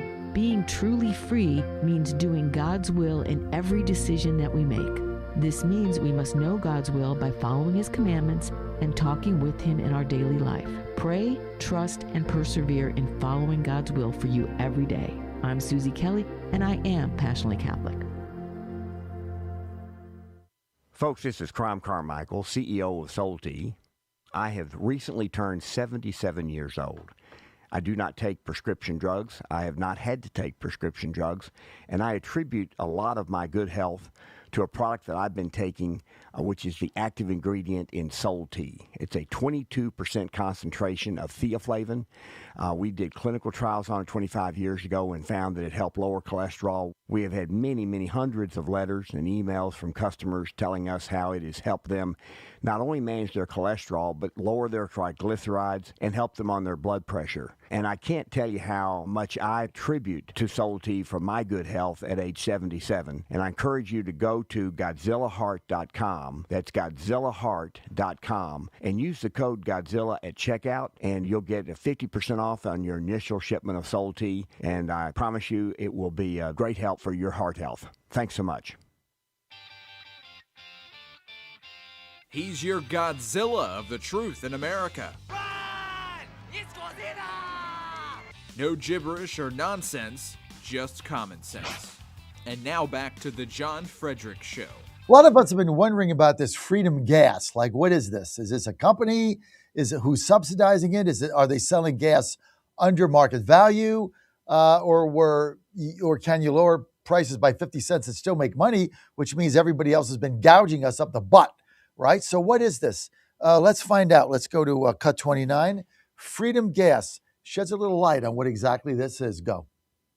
Well, sure. I'm glad you asked, because there have been a lot of misconceptions in the media and by, random users on social media, and a lot of Democrats accusing the administration of subsidizing the company or funding it.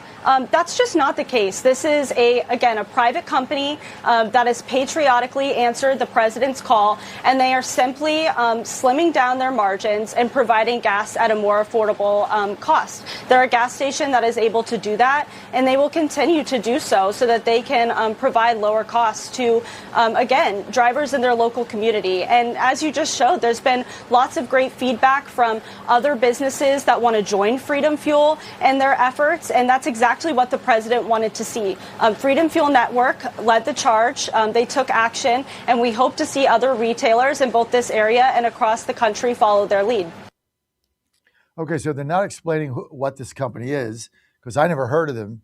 Did anybody buy gas from Freedom Gas or Freedom Fuel? I mean, Valero, Sunoco, whatever, Sheetz, Wawa. Did anybody hear this company? Did you ever hear of this company, Mike? Mike, you go to Philadelphia all the time, right? You got your in-laws there. Mike goes to Philadelphia, then he pirates the Eagles games back in Richmond. I'm outing you here. You're pirating the games. That's that's good. Very resourceful. Very resourceful, Mike. Is a pirate. Put his pirate hat on. Mike the pirate. But what does Freedom get? Like, I never heard of this. So are they buying these companies up, or are you joining a consortium? But then the question we never answered this question. I asked, it's the third time I've asked it now on air this week. If Freedom Gas can come in and be an umbrella for other gas companies, because I would like somebody to support Freedom Gas. Before it was Freedom Gas, it had to be something else, like Valero, Sunoco, Sinclair. I think they went out of business, right? Exxon, something like that. Esso, Citgo, something. Now it's got Freedom Gas. Okay. So what was the company before? Did they own it? Did they buy it? But here's the question. Here's a buried lead. Taylor Rogers, White House spokesperson, just said they lowered their margins to make it more affordable because of the crisis. They lowered they took a hit on their margin. Okay, that means they still have a margin. What is that margin? 5 cents? And it was 55 cents? Or 10 cents and it was 60 cents? If you can lower the gas prices by 50 cents and still make money, then is that not price gouging? Because I don't think, let's say it's 5 cents and their margin is 55 cents a gallon. If you can make 55 cents a gallon, everybody on earth would go buy a gas station in a high volume area. I mean, you think about all the gallons pumped, you're making 50 cents a gallon? You'd be a bajillionaire, right? I mean, I pump what? How much are we going to pump in that, what do we have, the Santa Fe or something? How much are we going to pump? Like 20 gallons on that? Well, that means you'd make $10 on me. It's car after car after car after car after car. By the end of the day, you'd make $1 million if you were in a high volume place. So that's price gouging. Because you always think, well, the margin on gas is what, 3 or 4, maybe 5 cents, 2-3 cents. Basically, you pump the gas, and then it's the lost leader to go in the store and, buy the Twinkies or whatever it is that one buys when they go in, the Coke, Twinkies, beer. So pretzels, whatever that you buy, it's a lost leader. So if you can drop your margin 50 cents, that means before you dropped it, you were getting price gouged. What have I missed here, Dan, Mike, somebody, anybody, call me. What have I missed here? And I love the concept of Freedom Fuel. I love the idea. I love the marketing of it. I love the fact that it's saving people money. But somebody's got to answer me the question, why were you charging 50 cents more? And now you can cut your thing by half a buck and you're still making money. Plus you're selling the Twinkies. Does anybody buy Twinkies? I used to buy them. Moon pies? Do you know they shot Twinkies into space? And the reason they did that is because Twinkies can last, get this, Mike, 35 years. You can eat a Twinkie 35 years later and it's still fresh and good. So think about what they put in Twinkies the last 35 years and you'll never eat one again. Like, just think about that. Twinkies shot into space, 35 years. I don't know how old a moon pie is, but they shot in moon pies too, but Twinkies 35 years. I mean, I don't know about this.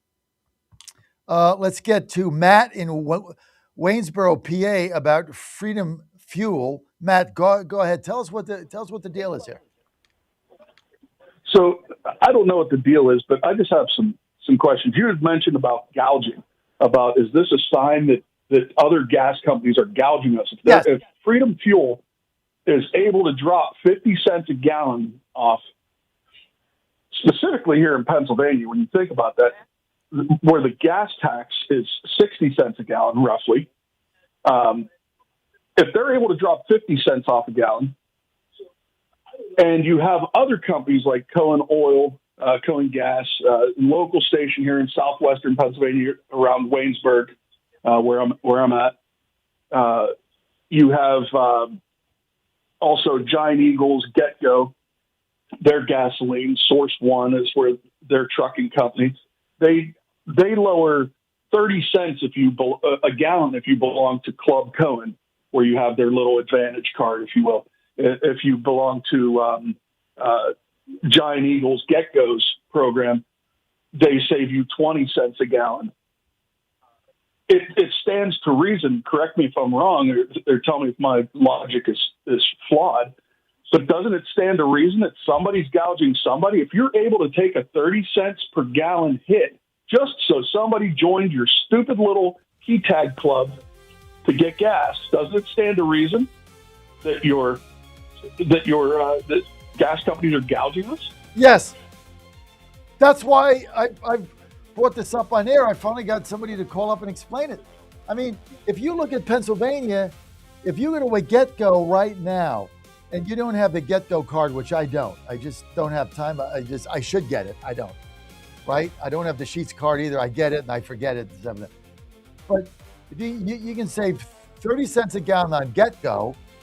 Then they can drop the price 50 cents and still make money. That's 80 cents. Then you got a 60-cent gas tax in Pennsylvania. That's $1.40. So if you're paying $3.50, the gas is really $2.10. That's my point. The gouging is beyond the pale, because a company came and said, when Freedom said, I'm going to take these companies over and be their marketing umbrella. I know there's no Freedom Gas Company, right? They're not producing gas. It's a marketing company. And I'm going to drop prices 50 cents and still make money. Well, that means they were 50 cents higher than before. And if you have the card, it's another 30 cents. These are 80 cents higher. And then you got a 60-cent tax. Now you're talking about $1.40. Think about it. We get ripped off and ripped off and ripped off. And then the answer is, well, I'm going to do Freedom Gas. But then nobody's saying, well, what about everybody else ripping you off across the country? Unbelievable. It takes our show and Matt in Waynesburg to expose it. And I mean, I can't believe that clip I ran. And those people, what was that, Fox News? I don't know what that was, Fox? Like, that should be the first question of the guy doing the interview, or the gal. Like, if they can do this, why can't everybody else do it? Because they're gouging you up the wazoo. They're taking advantage of this war. They raised prices. Prices never went up. They gouged you, and there should be a consequence. I don't know what the Department of Justice is doing. Do that. John Fredericks Media Network. I'm going to be back here at noon live with VA Secretary Doug Collins. Kelly Lefter after that, President Trump, 2:30. Hey, thanks for being with us. Truth and Clarity lives here. Michael Patrick Leahy next. International Falls, Minnesota.